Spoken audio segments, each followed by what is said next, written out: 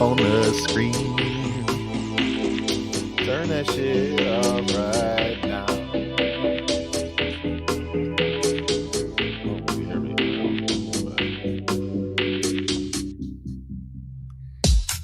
16 seconds to your entertainment. Let's go.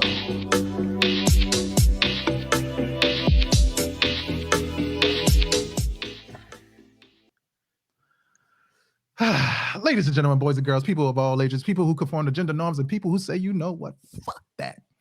I am going to be as proud as I want to be and drink motherfucking Bush beer. With that, my name is History Williams, and this is the historical voices from the East Side. Kid Rock These don't have to intros sip are nothing. fascinating. Kid Rock don't have to drink with me if he doesn't want to. It's the rainbow, motherfucker. Yeah. So with that, I am here with my co-host as always. The person right over there to the actual right side of my screen. He is our movie reviewer. He does all of the East Side reviews and the wrestling reviews. My co-host with our actual wrestling podcast as well. With that, big shout outs to the homie motherfucking Jamel Watson. Give him a round of applause, everybody. They love you, Jigga. They love you, Jigga. They love you, man. Now, with that being said, man, we sometimes fall down, but we get back up. You know, like the great Dinah McClurkin said at one point in time. With that, man, we sometimes need to actually have a voice of reason and God to be able to bring us back down after a hard fucking week. With that, give a round of applause. Give a round of applause to our co-host, our voice of reason, Jonathan, aka JT, the voice.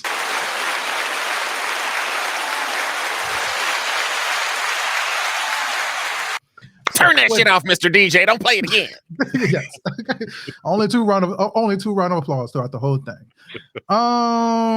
With that, man, how y'all been doing the other day, man? How has your week been going, gentlemen? Well, Mm-hmm. started off Mm-hmm. badly, and it's gonna end uncomfortably because Mm-hmm. of WrestleMania lock Mm-hmm. pick. I got two wrong, and I had to eat wings that were covered in the Hot Ones Last Dab sauce. And let me tell you, if you ever think that those sauces are bullshit, if you ever think he's not, being authentic, trust and believe that Last Dab fucked me up. Just a little tints of it on my thumb, on my pinky, on the tongue, on fire. Tongue, tongue still has a little bit of a heritage up front. And tomorrow night, around this time, it is 7 p.m. Pacific Standard Time, which would be 10 p.m. for y'all East Coast folks. Mm-hmm. I will be going live on my own YouTube channel, Eastside Reviews on YouTube. You see it right there on my nameplate for my consumption of the Pocky One Chip Challenge. The reason why I got one of my golden locks wrong for WrestleMania weekend. I picked Cody Rhodes to beat Roman Reigns. That did not happen. And now I have to consume the 2022 edition of the Pocky One Chip Challenge. And let me tell you, I've done as much prep as I can. I've got some milk, I got some ice cream to help numb the pain. I got water, of course. I'm also doing this on a Friday because I plan on doing nothing Saturday in case this Because really of fucks how me up. bad In that's case gonna it feel. take you out the So game and your colon don't recover, huh? So Because of I've how got a bad that day to shit gonna feel. recover. Like I didn't do it all on Monday because that would have been stupid. So yeah, yeah, So it's when that yeah. referee hit 3, how bad did you feel? I was pissed. I was like, no, I like if you've seen the stream, it was almost like I had money on the game. Oh Like my that's god. how if you had money on like a basketball, it fucked me up. You So did yeah, have money on the game. It wasn't currency, but you did it write was a my check with your ass. mouth that your mouth and ass now have to cash. Well, Yeah, here's the thing. Here's the thing.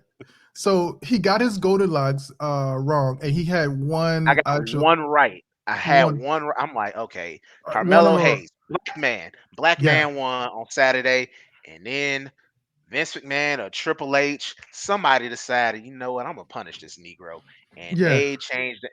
They, boy, What happened? Let's So get into the show. we Yeah, Bro, yeah, let's get into the never mind. show. We'll talk well, about it on no the to wrestling say, podcast. yeah, get we, into we the we could show. talk. Yeah, we could definitely talk about that on the wrestling podcast. But yeah, man, it was wild. I will say that you did get most of the picks correct. So I will say that we had another bet, actually, side bet, which was that whoever gets the most picks correct actually gets to actually name the podcast. And technically, Jamel got the most correct, but he decided to actually give up his choice because of the fact of he got that Goldilocks wrong. But as a team, we still gonna actually do the right thing and actually come together and make the correct name, come up with a name together for the podcast. So I just think that it was just wild and fun. But with that, man, we actually had a fucking wild and busy week, man. We had a fucking president get indicted and get fucking get arrested. Like 6.5 years later. Yes, Ugh, You shit know is so what, fucking. the wheels of y'all, and justice sure turn slow. I think Roy Wood Jr. pointed this out correctly. They didn't do it right. They did not do it the correct way. We ain't see no mug shot. We ain't see him get the bracelets on. We ain't see none of that. We ain't see none of that if that was a common criminal or anybody else getting the rain. It was just, nah, he showed up, picked the day, came in, and it happened.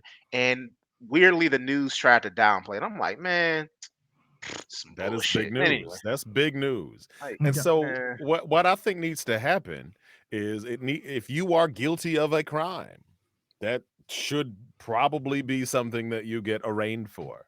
yes, But when we see him getting extra treatment and all this other stuff, it just feels like, you can tell he getting partiality in some way. And then that judge should have gagged him up real quick because he had Don Jr. and Marjorie Taylor Greene and them posting pictures of the judge's daughter. yeah, And that judge should have gagged him real quick. If you or any of your fucking lackeys or your family members, anybody with the last name same as yours, start posting some stuff, it's a wrap. A yeah, contempt I of mean, it's court not right like we there or didn't something. see Nancy Pelosi's husband in their own home get attacked last year. Uh, So it's none not of this is like crazy. people. Nah, that's not gonna happen to people. People are rational.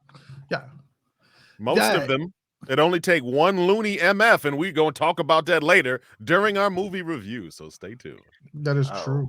That is true. Well, so that's not the only president, or at least presidential figure that actually has been in news this week. The Jill Biden, technically the first lady, was in the news recently as I don't well. think that's it technically. Yeah. Oh man, I yeah, mean, it is, but yeah, she superfluous. was in the news, man, and What was it's she in the because of. news for? For some dumb shit? Well, yeah, it was dumb. It's dumb. I'm gonna say that it was dumb. It was a dumb all inclusive statement. She made her situation. She made a situation worse than it needed to be. So the women's NCAA basketball championship just ended. LSU win. Go Tiger, man! Give a round of applause for my motherfucking home state. All right, that's enough. They ain't part of the HVFE. They don't get two of those wolves. With that, man, Angel Reese, who was the main player in there, already had made news because of the fact that she actually did the John Cena "You Can't See Me" and pointed to the finger for the ring, as well to Caitlin Clark, which she plays for Iowa. The wildest thing is, people kept saying Angel Reese and going ham on her, saying she was unsportsmanlike conduct, everything far between. Social media just basically like try to crucify this girl. And Angel Reese came in here with the clutch and said, basically, I ain't doing this shit for none of y'all. I'm doing it for myself.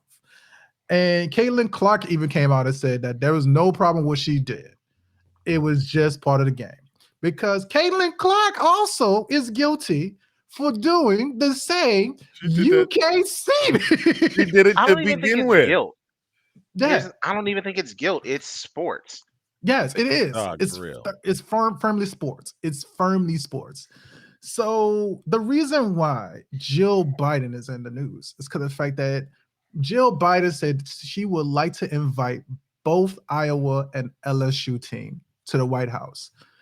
And Angel Reese was like, nah, We ain't gonna do that. And also on top of that, she was full supportive of Obama. She was talking about the Obamas and everything like that. She was, and she even called Obama her president and shit like that. The problem is with this, and I'm going to ask you a question on this, JT, is the fact that she invited both teams, but usually the standard is the championship team gets invited to the actual White House. Right. So why the fuck would Jill Biden want to invite somebody else? You answered my you asked my question prematurely. So that is my question. So Why it boggles my mind too, history. Like, why would yeah, why would this even come out of your mouth? yes. And the only thing that I can say is because Caitlin Clark tore it up and set all sorts of records and stuff. But that means Yeah. Caitlin Clark needs to get an invite to the White House at a separate time. You know Thank what you. I'm saying? For her performance. But LSU need to go take their victory lap. And for Jill Biden to even talk about, oh, I wish I could invite both of these people in. You know what, Yeah. Jill? Shut up. This ain't Yeah. this ain't for you, Jill. And Yeah. so you say stuff like, I wish I could, but I'm going to welcome LSU up in here. You didn't say it like that, Jill. Yes. You didn't. Yes. You was over here talking about some, oh, well, why can't we have both? Shut up. I know you feel more comfortable with the Iowa team, but that ain't the point. Don't you have some first lady shit to be doing?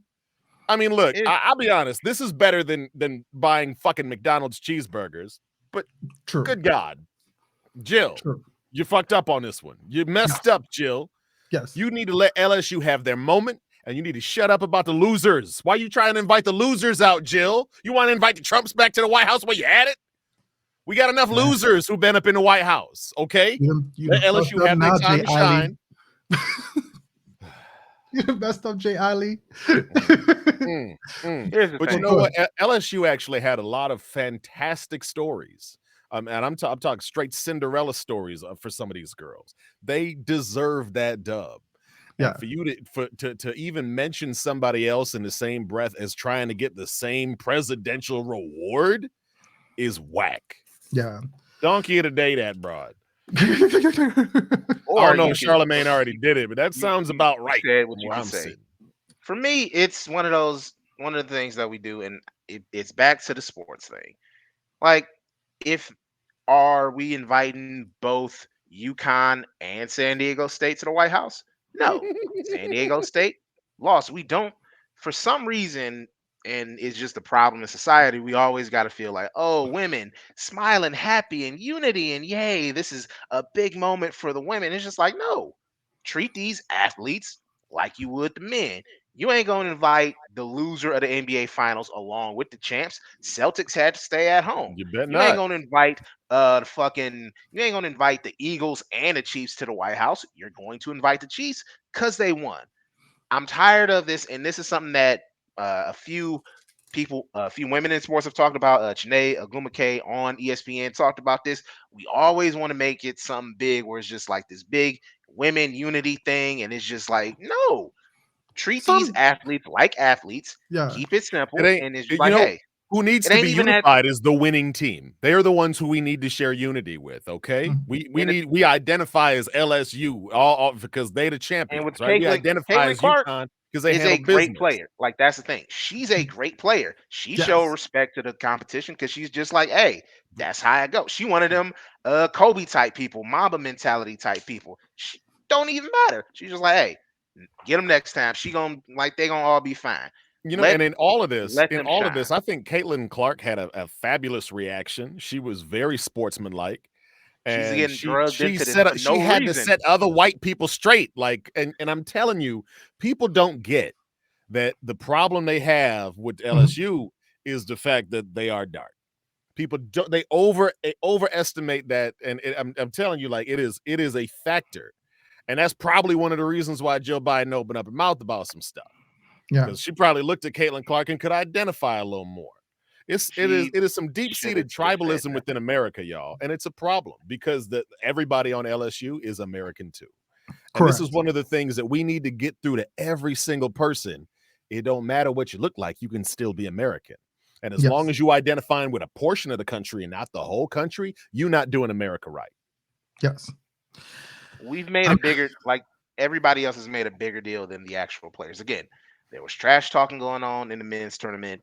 We didn't really care about it. As long as nobody fights, and I'm gonna be honest with you, um, I- Wouldn't basketball mind in the general, action. basketball is we can use a fight or two. Like we ain't, kids are gonna. There's a generation of kids that's growing up and that is never gonna see their favorite basketball players get into a fight, and that's a shame. Like Yes. that's How else will sad. you really judge an athlete if you don't know how well they Exactly. throw hands? Honestly, I would love for LeBron to throw hands with somebody. His big ass. I would LeBron break love a to see wrist, man. that. What you talking But about? look, man, hell, there's some players I'm like, ooh, I think like Steph Curry, low key. I think Steph Curry, he might have been getting them light skin jokes his whole life. He a little smaller than Yeah. everybody. I would not want to fight Steph Curry. Steph Curry seemed like he He might got cry some when deep he's seated fighting one of rage up those in there. angry Oh ass my people. So it's just god. like that. I I need want that. So yeah, somebody to be like when Steph Curry trying to make a three and like be on the speaker, man. The call Cassidy of him trying to hit a three right now. or Just say or some ooh, fucked up shit like that. you know how many other players have probably said something about Steph Curry's mama because Oh Mama my god. Curry is quite something.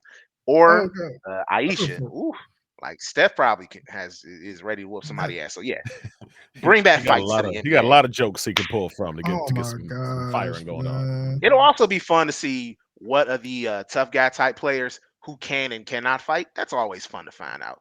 Like, I don't think Dylan Brooks on the Memphis Grizzlies is about that life because Shannon Sharp would have choked the shit out of him at that Laker game. But anyway, history. What's Yo, what's our seriously, next this is his topic? mom?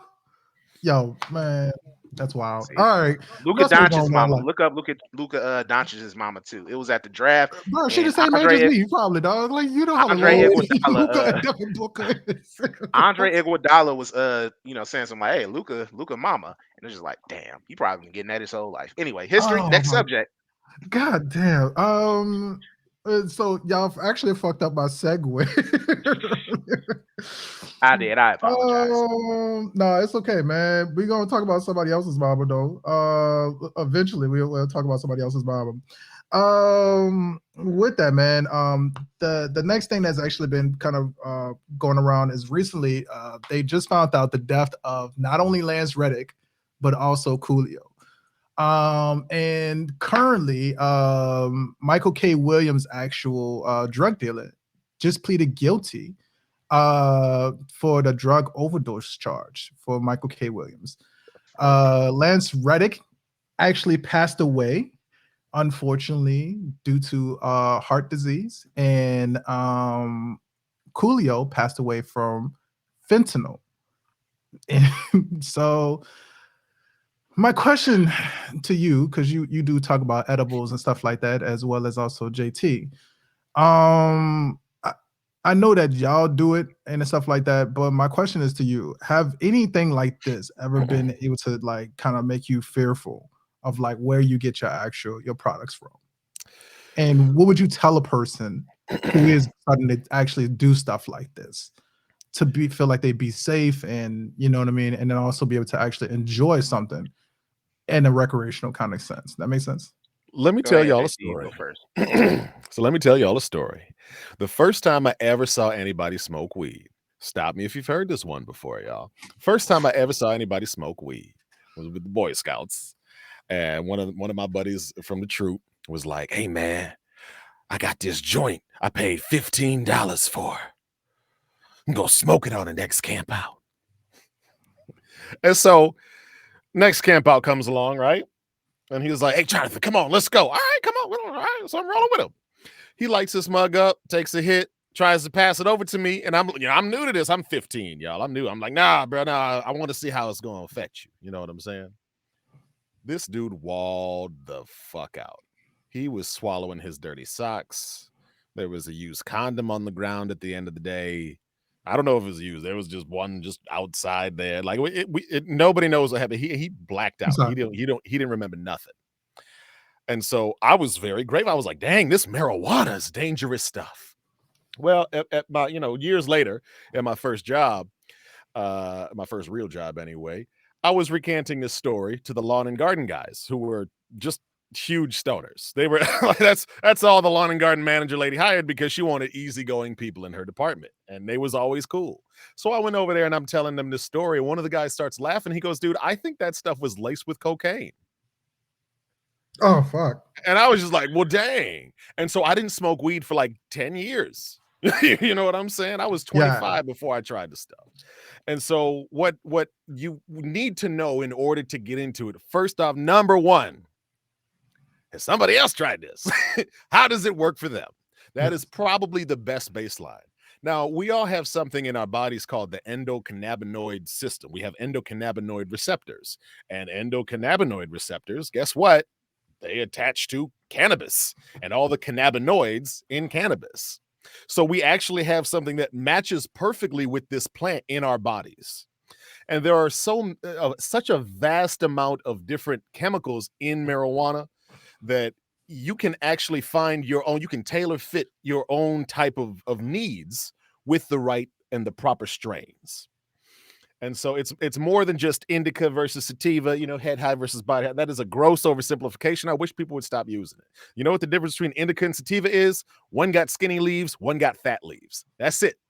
There is no other difference with the chemicals or with the effects. And so really the best thing to do is get you as a Sherpa. Get somebody who has tried the stuff before, who is comfortable with the stuff, and who can put you at ease. Because if you're Mhm. trying something new, let me tell you, marijuana is a much better painkiller than something like fentanyl. It is much safer, and nobody dies from marijuana, y'all. Zero recorded deaths of marijuana actually killing somebody. What it was, if you have any complications, any problems, would have been some pesticides on the plant that would cause any complications. And so when you go to a reputable place, when you go to, I mean, most of your dispensaries, we in Michigan now, and Michigan is legal. So you just walk up in the mug and just go buy whatever you want, try something. But if you're a first timer, you have a lot of stuff that you don't know what you need to do. And so the best thing to do is just get you somebody you can trust and you can talk to before you go in, before you try anything. Ask them, what do you use? What do you like? But I'm kind of snobbish. I like to research the strains and make sure that I know what the effects are before I even dive in. There's some stuff I don't even try. I'm like, nah, that strain don't sound like it's going to sit well with me. And so you got to be willing to say no too. But at the end of the day, marijuana is a plant, not a drug. It's a friggin' plant. And if it's a plant, that means God made it. It's got to have a use. So find you somebody who's knowledgeable and comfortable, educate yourself, and that will really help you make the best decision and start getting something to get you some relief in one way or another. Gotcha, For man. What me, about you, Jamal? uh, pretty similar. I didn't start smoking until I actually moved out to Arizona, and it was with one of my cousins. Honestly, like I think that's a good place to start. But my cousin actually grows a little bit, and so I I actually see him how he treated his shit, and so there was trust there. Also, the first time I went to a dispensary, I had someone point out some stuff like, "Hey, what have give me a little bit help," and that made things a lot easier. So, uh, only smoke with people you trust. Like I don't smoke with anybody who's new. It's just literally the people that I'm related to. That's basically it. And I don't do that sharing shit either. Like if you are a stranger, I'm cautious with you, and talk to people who have more experience with doing that stuff than you. Yeah. Best way to do it, in my opinion. Yeah. So my personal experience when I don't smoke, I don't drink. So I've always like looked at my family and I looked at like friends, and I'm not saying that I'm perfect or anything like that. I've had drinks before and I've been around people who smoke. But what I'm just saying is that like when I looked at my family, I looked at like the sobriety aspect of it. I just knew that like I didn't want that from me. And I knew how easy it was for a lot of my family members to drink like fucking fish. And I say kudos to some grandparents of mine. I say kudos to some other family members. And I just always try to be as like mindful about my health, or at least the recreational shit that I put inside my body that could fucking affect my health as much as possible. So I never tried it because of the fact that I think out of fear for the idea of what I knew that how easy it was for my family to let loose. Now, granted, here's another reason why. Damn, my notification. I thought I turned this down. The one wild thing about my experience was when I was in the army, and Jamel sent me a video about and this is kind of a response to that video. When I got injured and a couple of injured, and I had like my vasectomy and some other shit that I got done. They were dropping like oxy and like all the Percocets and shit like that. So it was not hard for you to get those fucking drugs when I was in the army. Um, when I went to go fucking try to like take them, dog, it wasn't because of pain a lot of times. And I noticed how easy it was to feel like when I first took it, just to kind of like make sure I got out of pain. One time, it just fucking had me loopy. But when I took it again after that, it did start to become because of the fact that I wanted to feel a specific way, not because of the fact that I was in pain. And it was easy. All I had to do was just say that I'm hurt, and they would have gave me a refill. And so I went through a really bad depression phase when my wife and kids came out back here and to Michigan, and I was still stuck in Washington State. And I was popping those things just to fucking just be numb. And I think that that's another reason why I stay away from that shit. It's because of the fact that I just know how easy it is for me to have a addictive kind of like gene inside of me, and I just stayed away from it. So when I look at a situation like Coolio, when I look at a situation like Michael K. Williams, it's tough for me to not look at them and just think that like, man, if they just would have just not done it for recreational reasons, or man, like just kind of left it alone, would they still be here today? The same thing with DMX. You know, Yes, the answer is yes. yeah, But there's a lot more that goes into, like you touched on. There's a lot more that goes into mental health, and the pills that you swallow are probably one of the biggest things that can affect that. You know mhm, what I mean? And like, if you're not taking your vitamins, if you're not taking enough vitamin D, that can add to depression. Just a yeah, basic nutrient, y'all. If you're not going out in the sun, because we all up in the winter getting lighter and pasty, you know what I'm saying? That can affect your mental health. And yeah, so when you add on some kind of drug to it, and all of a sudden you like, ooh, I feel good, or I feel not bad, that stuff it can get addicting. You can't get dependent on it. And you can't think, oh, yeah, I need this or else I can't perform. yeah, And that type of mental addiction, even before it might be physiological, that type of mental addiction, before your body really starts craving these chemicals, can be dangerous. And what we see, especially with Coolio, fentanyl, man, it's easy to overdose on it. You've seen yeah, a lethal dose of fentanyl, man, like it's some crumbs, y'all. It's some yeah. crumbs. And so it's really sad to hear that that was how he went. But Yeah. DMX Yeah, overdosed too, and and he just turned 50, I think, at that time. He was not old. None of these dudes are old. That's passed the fuck away. Like at least you can give the benefit to the doubt to Lance Reddick. He died of like natural causes, right?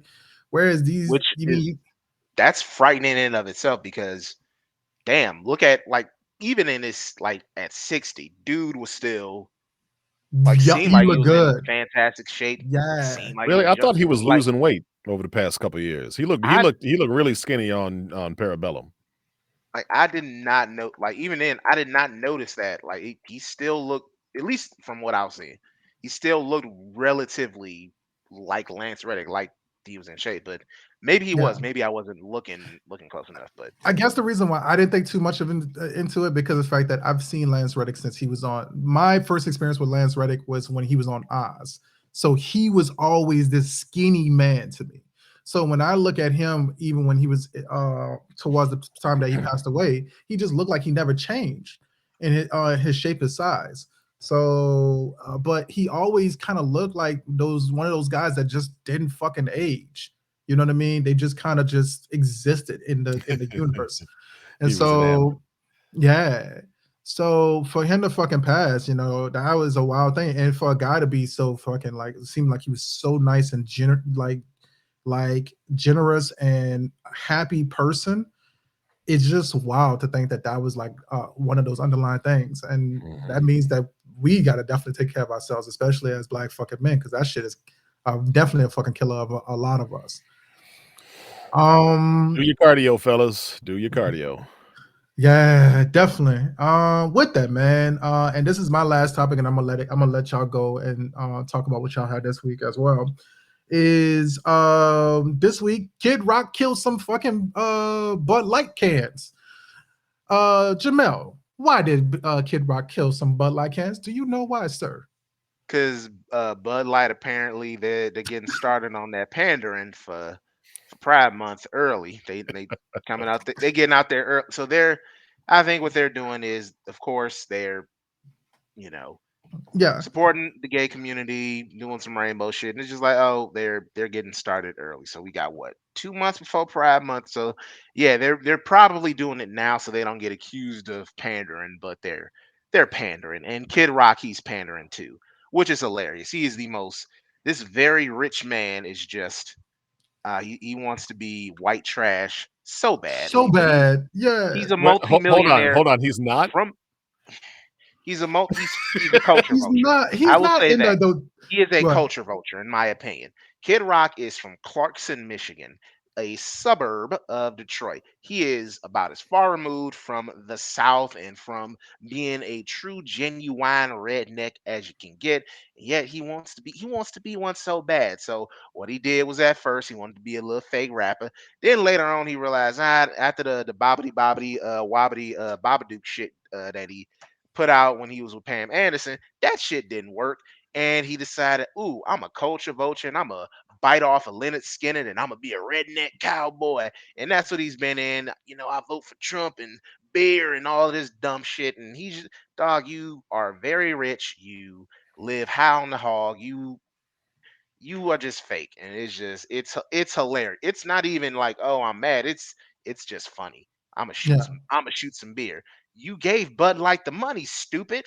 yeah. They won already, That's the first thing jackass. I Like thought was like you these gave the people money who are to just them. like, ooh, let me buy these Nikes and burn them, or let me burn the Can Nikes I've you can already you bought. Like, imagine dog, buying a box of MAGA hats just to set it on fire? This is the same thing. no, like It's that's all it stupid is shit. virtue signaling, y'all. Mhm. Because Kid Oh Rock my is gonna gosh, what kill the gay? No, that's not how it works. he And ain't here's the gonna thing: if you're bust on not nobody gay, in then real don't life. worry about it. You know what I'm Oh, saying? Like the shit ain't for you. And people are they forget how to mind their business. You know what I'm saying? Yeah, And I guarantee you got somebody gay in your family, whether you know it or not. Generally depends on how bigoted you are. yeah. But that's the hard truth, dog. That's the hard truth. And a lot of I people are Dog. not wonder. willing to admit that shit, especially in the I, black community. It's not that popular. You know what I true. mean? But when your heroes, when Luther Vandross, you figure out he was in the closet his whole life and he couldn't come out and be who he really was. You know what I'm saying? As either gay or Whitney Houston. bisexual man. That shit that crushed me when I heard that. And I'm just like, dang, Luther, like you couldn't be you, bruh. The That fucking hurt me to soulful hear. singer like a motherfucker. It's Yeah, it's dog. You one of know? those things where it's like us in the black, like you were saying, JT. It's very restrictive in the black community. Like the stuff has improved, but it's just like as soon as somebody like, oh, he on that gay shit, and it's just like, nah, let the person live their life. If you still want to fuck with them, cool. If not, cool. You ain't got to make this big fucking TD Jakes speech on Facebook or Instagram. This is the degradation of the black. Like, dog, it ain't even that deep. Unless that dude is coming to your house specifically, getting him and another young man, and they are having hardcore sex on your porch in front of your children, then hey, I see your beef. Otherwise, shut the fuck up and mind your bit. Like a lot of this is just mind your bit. It's Well, not I even will that deep. say I do think there is a gay agenda, especially in Hollywood. So most of the stuff that you watch in media these days, they got a gay person in it. You know what I'm saying? But it's a varying degrees. You can have Mhm. a gay character, but if you got two dudes kissing, it's still gross to me. I don't give a damn. It's gross, and Yeah, I be like, a My, little quiz. But I'm not gonna sit here and be like, shut that shit off. You know what I'm saying? That's yeah, how it my used to be thing, back in my house when I was a kid, though. You know, yeah, my but thing it's is just that, like to your point, like I don't even think it's necessarily like a strict agenda. I think it's capitalism, and they're just like, oh, gay is in at the moment, so you let's dig. pander. They don't give a Like damn about no it's real not values. like that's It's all I pander. would say I they agree don't with I actually agree more show so. actual gay relate. They don't like it's not even about showing an actual relationship or The showing Last of people. Us did a good It job at that, though.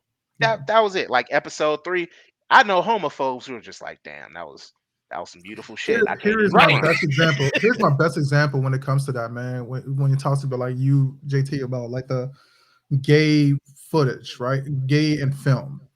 My favorite fucking like controversy came out when P Valley came out with that episode where you had two men fucking have sex in the middle of the hotel room. Now, if you watch P Valley, the whole purpose of P Valley is about a Mississippi strip club. Nobody said anything for the first fucking 5 or 6 episodes, the first season, about how all these girls are busting that pussy open for a few singles in motherfucking Mississippi.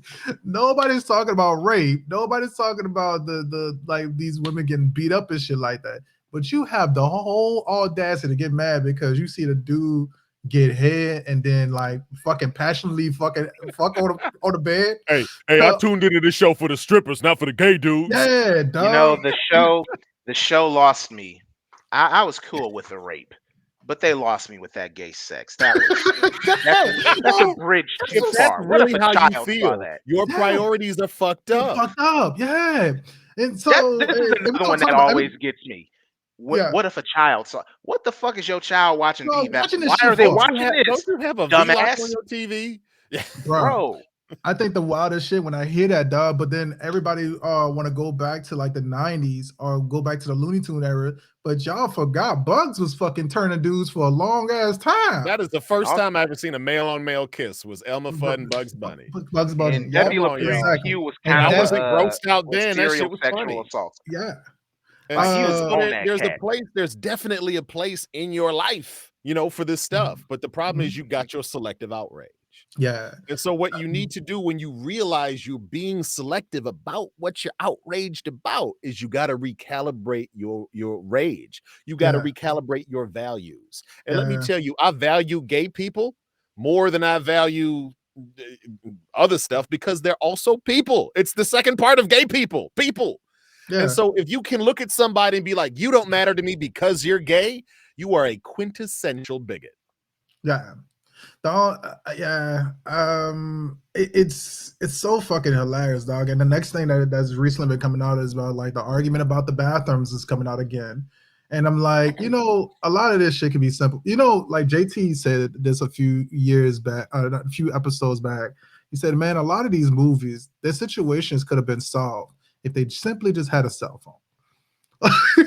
And so I feel like when it comes to the gay bathrooms thing, a lot of these issues could be just simply solved if you just said all bathrooms are unisex.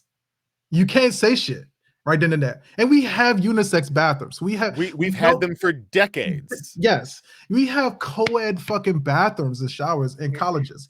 And it's just wild that you simply just say, hey, because of the fact that a man just went in there or a person who's born trans or whatever like that, they went into the bathroom. You mean you have a problem with it? Sorry, you're born trans now? Can you catch me up on this? Yeah, No, well, it you was know what I just mean. for me. It's just as a rule, like gay, straight, Yeah. trans, whatever.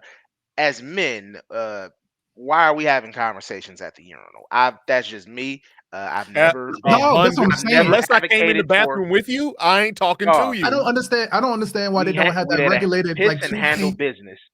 That is Yeah. how men operate across the board. That But crosses sometimes racial you lines. slip That up and you be crosses saying some stuff, muttering orientation something, and lines. somebody chuckle or whatever. But you're not gonna sit up over here, shake your dick as you turn and face the dude. Nah, you gonna I mind your don't, business. the one thing that I think is weird, bro, and I know maybe this is the OCD in me. I just don't understand why you have like side to side urinals, especially in Michigan. I thought it was wild when I came up here when I realized that y'all don't have barriers in your fucking Right. urinal. I That's think that only shit in the is so. terrible places.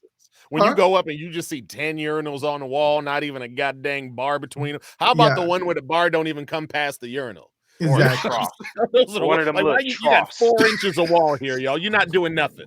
Why? Why is Dog. Yeah, this even I here? just, I You got to just think scoot all the way up in the mug so your dick touches the ceramic and stuff. No, I that's just not think that's cool. just I think that's just so wild. So with that, man, that should be a fucking question, bro. Have you ever felt Look, awkward at the urinal? let When me is the let me holler at you though. See, this Go is ahead. not a problem in other countries for Yeah. several reasons. First of all, other countries got single stall bathrooms. Second off, other countries got bathrooms and the mugs go all the way down to the floor. And so this is essentially a because people are cheap, they Mhm. make the bathrooms with the little split in the door that you can see me when I'm taking a shit. They Yeah. make the stuff so you can pass toilet paper under and over. This is because that you are cheap, America. You are cheap. And so if you just go and you do your job right and you do a thorough job, none of Yeah. this would be a problem. And we Yeah. don't, and this whole thing about, people using the bathroom. Listen, if a trans person goes in the bathroom, 99% of the time, it's gonna be to use the The bathroom. bathroom. Yeah. And there ain't nothing wrong with that. And I got no problem shitting next to somebody in a stall if they minding their business. You And know Girl. what shit I'm saying? I've stank never too. had So nobody spark up no conversation I didn't know in the bathroom with me. Yeah. So in if Yeah. my you over there minding your lifetime, business, cool. But if you got a problem with somebody's proximity because of who you judge them to be, you might be a bigot. That's fucking wild. All right, man. We got a few more Let me minutes holler at you before. about Tennessee, y'all. I'm about to say, yeah, we got a few more minutes before we got to go to our Y'all hear music about break. Tennessee? Nah, what happened in Listen, Tennessee? Oh, the Tennessee shooting? just expelled 2 of their black congressmen in the House of Representatives of Tennessee State. They expelled 2 of them for going onto the floor and talking out of turn in protest of the school shootings. The Republicans expelled 2 black dudes, but they kept the white lady. And when the white lady was asked, "Hey, like, why do you think that you remain?" She goes, "Oh, it has to do with the color of their skin." She just threw it down on them.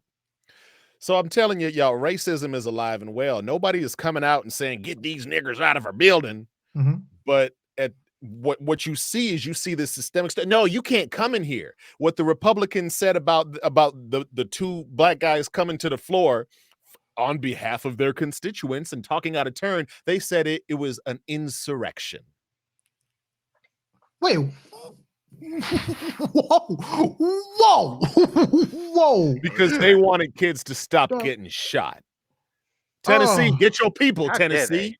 wait. God dang. Whoa. How dare What? you want the Hold on. kids not Yes. to get shot? Who the fuck Hold do you on. think you are to not Who the want kids fuck to you get think shot? you are? Look, This is and America. I'm Kids get telling you, shot. y'all, this is a This is so crisis what? across the country. Because Hold when up, you bro. got somebody coming up being passionate about what really matters, but you want to stick to the script. No, you're out of turn. I remember one time I tried Yeah. to crash a prom. I was invited by the girl who threw the prom on. And it was after a year after I graduated from the homeschool association. And Fair they enough. was like, "Oh, you got to leave because you're not on the list." And I looked over here. I was like, "You didn't ask the 2 white dudes I came with to leave." "Oh, well, they need to leave too. They're not on the list, but you came to me first." They're right Mhm. over there talking to the girl. Why don't you gonna single me out? So I'm telling you, this stuff is around, and people don't Yeah. understand why. They don't get why. What it is it more often than not, it's a subconscious prejudice that you Yeah. have to consciously go in and root out to get out of your lives. Yeah. And if you don't do that work yourself, you don't even know. Like being like swimming through air, a fish swimming through water. You don't even know that that's what you're steeped in. So you Yeah. really gotta make a conscious decision not to be judgmental of certain people. Yeah. It's wild, man. Insurrection. I think that that's so fucking wild, man. One of the hardest things that I fucking had to do was admit that I voted against legalizing marijuana in Washington State. I voted against it, and the reason why I voted against it was because of the fact that I knew that that was going to be a fucking trap, like a motherfucker, to arrest a bunch of like people for no reason. And one of the biggest problems was, and then also another reason why I didn't vote because I knew that like just because of the fact that you legalize it, they weren't going to release people who were in jail and in And that's prison wrong. If for it's that legal shit. now, there's no reason to hold people on. Yeah. So we sitting there talking about Star Spangled Awesome about like how we got, yeah, man, we can now smoke bud, but you're forgetting about, you mean Tyrone, who's still locked up in jail, you mean for another 2 years because he had an ounce of weed on him while he was driving. You know what I mean? Oh, It's so we fucking need to let him out. Oh, but he was on parole, so he was really locked up for violating parole, not for pro- possession. Get yeah, out of that's here. wild ass That's shit, right? technical bullshit to keep people down. Wow, that's wild ass shit. And So when you're more worried about technicalities than you are the good fortune of people, your priorities are out of whack. yeah, And honestly, you yeah, shouldn't be in power at that point in time. yeah. The whole point of power is to get something done to be good for other people. And if you're not using it that way, you're selfish. But you Yeah, see, especially with marijuana legalization, when I was in Illinois, it was $300,000 to get a marijuana license. That cost is prohibitive to anybody who can't go to the bank and get that kind of a loan. yeah. So it was pretty clear that black people were getting cut out of the marijuana business. Black people like 10%, some low figure of Mhm. actual marijuana business owners. They own such a small portion. But y'all, this is by design. I'm trying to let you know. It's by design. And it may not be necessarily against black people right now, but it's against poor people. And we know Mhm. that black people have 10% of the wealth of their white counterparts in America. So Yeah, black people are going to be disproportionately affected by anything that has a high barrier of entry that's attached to a dollar sign yeah. by design, y'all. I'm trying to tell you. If you keep watching, you're gonna pick up what I'm putting down. Fair enough, man. All right. So what else happened this week, man? Jamel. All right, so before we go into the movie segment, we're gonna talk about another movie. So, man, in Florida, get just yeah, it's not surprising. A mother actually tried to get the Ruby Bridges movie that was made in 1998. She actually tried to get that movie banned from being shown to elementary school children. She Why? said it would teach that it was appropriate for eighth graders, but not really appropriate for children who are in elementary school. And they did temporarily ban it, but this week they did a review board looked at the movie and was just like, "Dog, this is a movie. What the fuck are we doing?" And then they unbanned it for elementary school to be shown. Here's the thing that I really need to underline. This movie is made by Disney. It is Disney is the most softball. We are gonna make sure this movie is comfortable for white Sterilized, people. It is Yeah. gonna be complete. We are gonna snip this movie, and nothing harsh is smooth gonna happen in the down, like movie. they It is gonna sandpaper be that mug. as Mm. smooth as a Ken doll with the racism in the movie, Yeah. and yet And, this woman decided, nah, I'm gonna try and get this movie banned because she it this it's so because she thought it might teach kids that white people hate black people, and it's just like it ain't like this is like They did, Rosewood, and that's your like grandparents, bro, y'all. So like, in Florida, like it ain't like this is Rosewood where in Florida where an event happened. Like this is it's one of those things where it's just like you laugh like it's almost laughable because it's like what are you doing, like ma'am, what are you doing? You really think how much of a bitch do you think your child is who's just like I can't take Ruby Bridges, the Disney movie? Like yeah, if this was like a second grader seeing Glory or something and we seeing Denzel get whipped, like okay, I could theoretically I could understand that. Or if this was Django or something like that. Bitch, this is Ruby Bridges. It was shown on 8. It is a made for TV movie shown by Disney, and you decided, nah. On ABC, America's broadcast network, and you think your child is such a bitch, your children are such bitches they can't handle a little teens of racism. Boy, and quite people it's need not. to frankly, sit. Here's the thing, though, it dog. was a It's terrible movie. history. Also, on top of that, terrible movie. On top of that, but nonetheless, it was just a fucking basic ABC movie that came on Sunday in the 90s. I'm pretty sure that this mom was probably about 12 or 13 herself when this fucking movie came out. So this is some wild ass shit that this is What a was her thing. reasoning? Do you have like a No, quote from her? that was her reasoning. It will teach kids, second graders, that white people hate black people, and that the movie It had it a it, it will subject show matter. them what racism looked like in America 40 years, 50 years ago, y'all. Man. This is not a long time. You Yeah, know, it's not. Miss Ruby Bridges, she is, alive and well, still kicking. She see some recent photos of her. She still looks good. She's But only 68 she's years like, old. yeah, yeah, This was 68. not this was not that long ago in the grand scheme of things. So yes. yeah, The wildest part about people are that shit stupid. too is the fact that like kudos to fucking ABC, because you know what would have been a reflection of racism is the fact that we got excited about Brandy being a black fucking Cinderella. You know what would have been a coverage of fucking racism, dog, is the fact that we were excited about Tyra Banks being a black Barbie doll. I hope y'all remember this shit. I Dog, You know remember what would that have been one. coverage Tyra Banks looked about like a Barbie doll, and I thought she fit the part real good. That was exactly good life casting. dog. size. It's That was not the just movie called Brandy being Cinderella. Whitney Houston was the fairy godmother. Fairy Godmother. Whoopi Yes, Goldberg wasn't Whoopi Goldberg like the queen or something in that movie, Yes, yeah, bro. and she had a and the mixed dad from son. Alias was the king. Yeah, and then Man, also on top of that, let's not even talk about how fucking David Allen Greer was a black quarterback, won the Super Bowl with the motherfucking New Orleans Saints. let's talk During about that was a whole fucking Billy thing. D. Williams being Harvey Dent in Batman 89. Here's the thing, Yes, just I don't want to like just try not to yes. self Let's promote a keep little going. bit. Yeah. I made a video where I did some fan casting of Batman roles, and I had Desmond Idris of Snowfall. I had him as the new Harvey Dent slash Two Face. I thought, hey, this would be like good young actor, nice handsome dark skinned brother. Will be Mhm, good. We can get Black Two Face. I got several people angry at me because it's like, oh, you're race changing and all of that. And I'm like, motherfucker, know your history. Batman, the Adam West series, Eartha Kitt was one of the Catwomen. mhm, Super, fucking same series, Caesar Milan, the Latin from Manhattan was a Latino dude was Joker. We had Billy D. Williams as Two Face. We got the Black Brother in the Dark Knight series as Commissioner. Like race casting and race changing have happened. You know what? That's different subject, different time. I But you know what, blood pressure Jamel, getting high. dog, in your but that, we got to dog, you got to hop on that treadmill, bro. Get that heart yeah, disease away. Yeah, yeah. But look, for Shit. real, I don't see what the problem is if you black with thinking black. You know what I'm saying? Like, what is the problem here?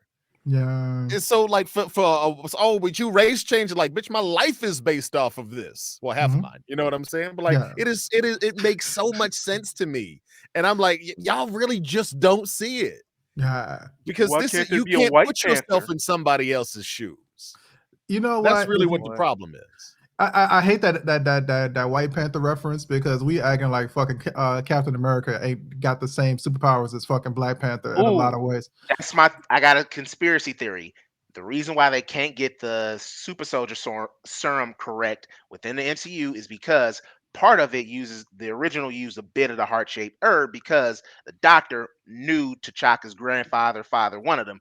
I Mhm. think that's why they can't get the serum quite right because they're missing that one ingredient. That's a little fan theory of mine that I came up But with you a know little what? while I would ago. really like to see. Yeah. I would like to see Black Cat up in that mug, getting that serum again. That would be interesting. I hope that Spider-Man can bring that around one of these days. Well, I know that you're a spiritual person. All of us are fucking spiritual.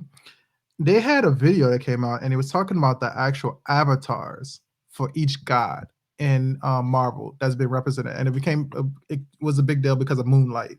And it was talking about who's the strongest actual avatar, and the conversation was that T'Challa is the strongest avatar, even over Moon Knight, who was under who was The Moon Knight Moon under? guy, we know who you're Oh God, talking about. yeah, yeah, Moon you Knight, give me a sec.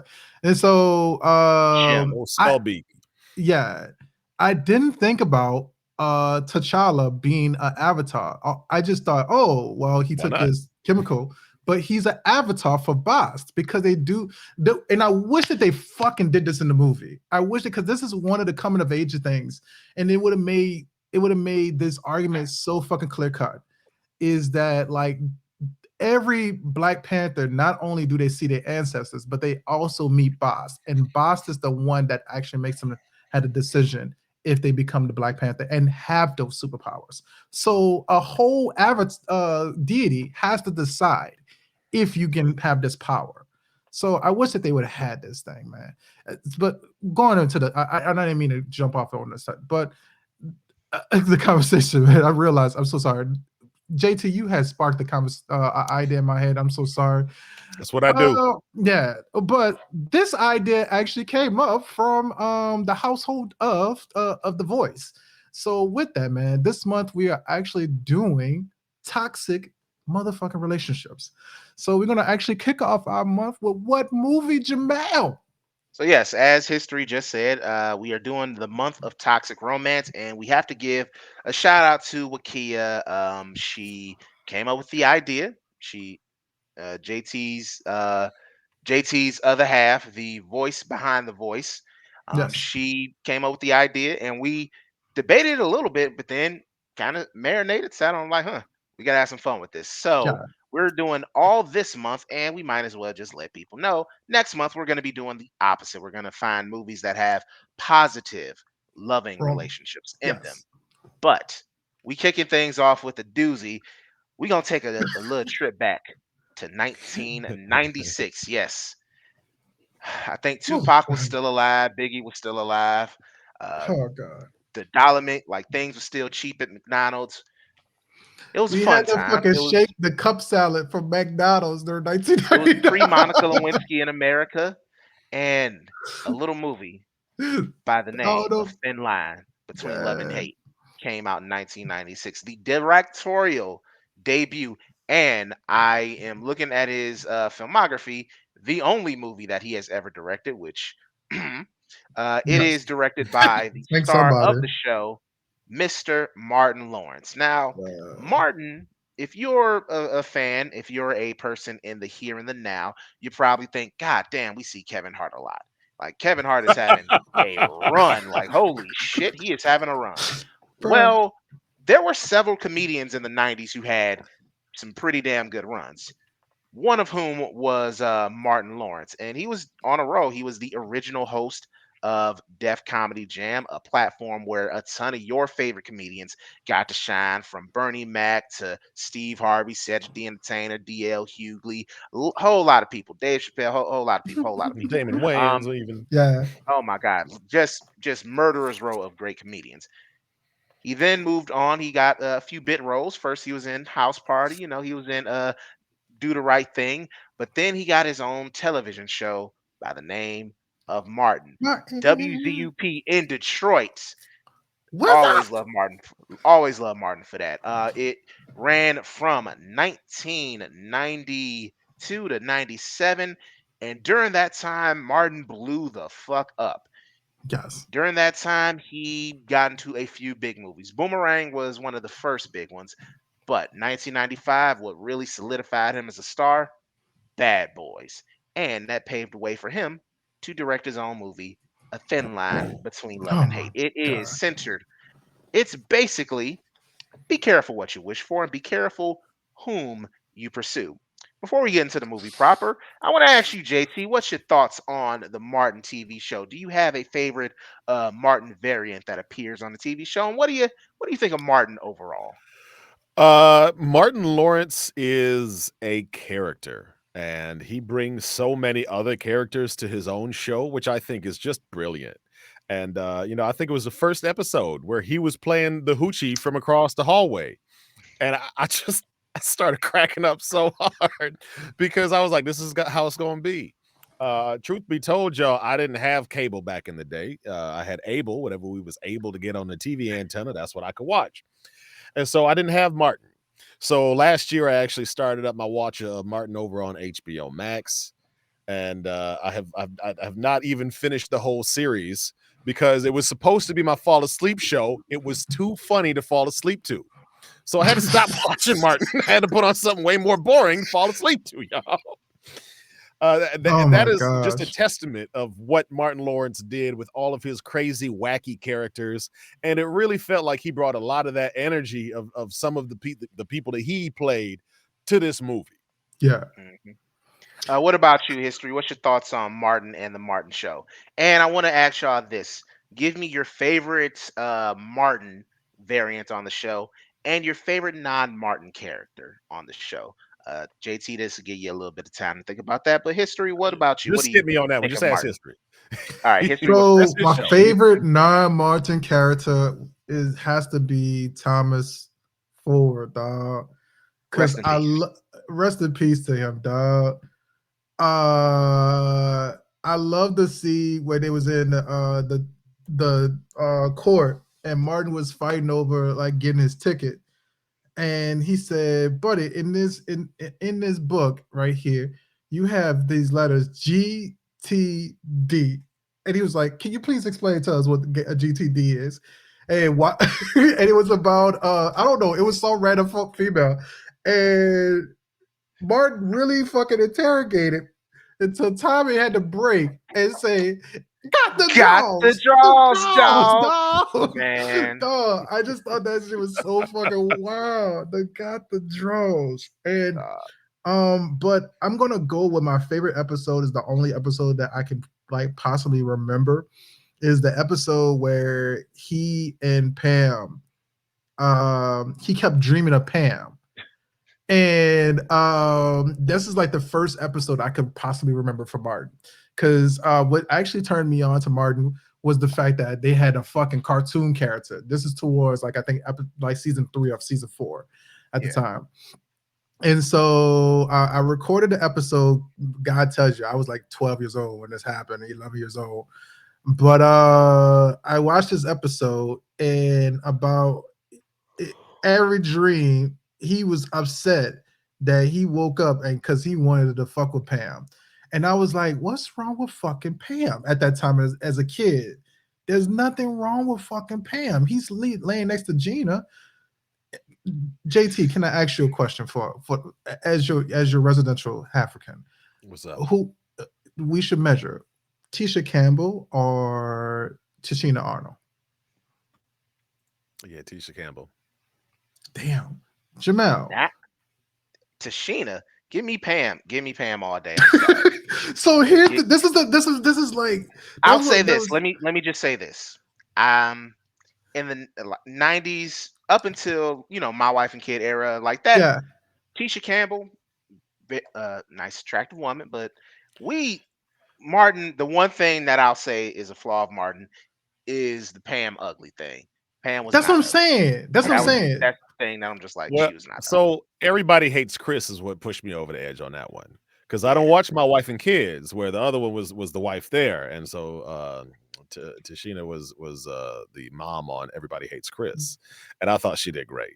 Yeah. And she also got a better rack, so I had to go with her. Fair enough. So I'm gonna say this for me. Yeah.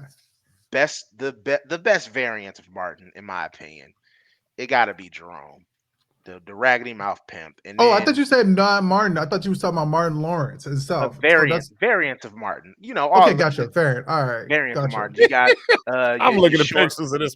Oh my god, Jerome's in the hat. And then of course, like there's too many like side characters on Martin that were just like that would pop in and then remember. Like you got David Allen Greer as the Reverend Leon Lonnie Love. Yeah, You got bro. Tommy Davidson as Varnell Hill. You got Stan, played by the great Garrett. Like there's a lot. So we got to get into the movie. We just had to give a little moment to shout out to Martin. And also, Show.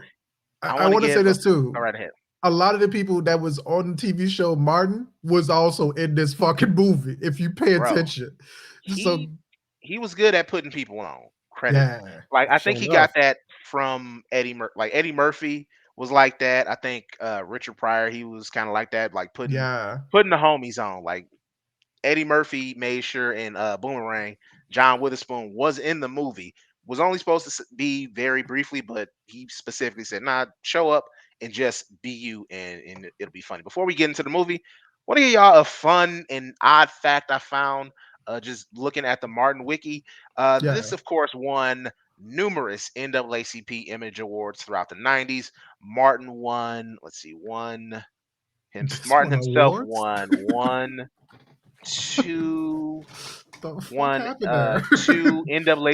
Image Awards for lead actor in a comedy series. Of course, the show won for outstanding comedy series. Tashina Arnold got her one for supporting actress in a comedy series. But in 1995, as well as 1996, Martin was nominated and the show was nominated for favorite TV show, and Martin was nominated for favorite TV actor by the Nickelodeon Kids Choice Awards. I'm telling you, that dog. Throws me off. I'm like, why were kids watching? Why were kids watching this? Because right before Hey Arnold and all the rest of that shit came on, it was fucking Martin. So dog. you had to watch the reruns of fucking Martin, and Living Single came on like at 4 o'clock in New Orleans at the time. 5 o'clock was Simpsons, and then you had the new episode of Martin that came on usually at night. So what had happened at night? Nick at Night came on.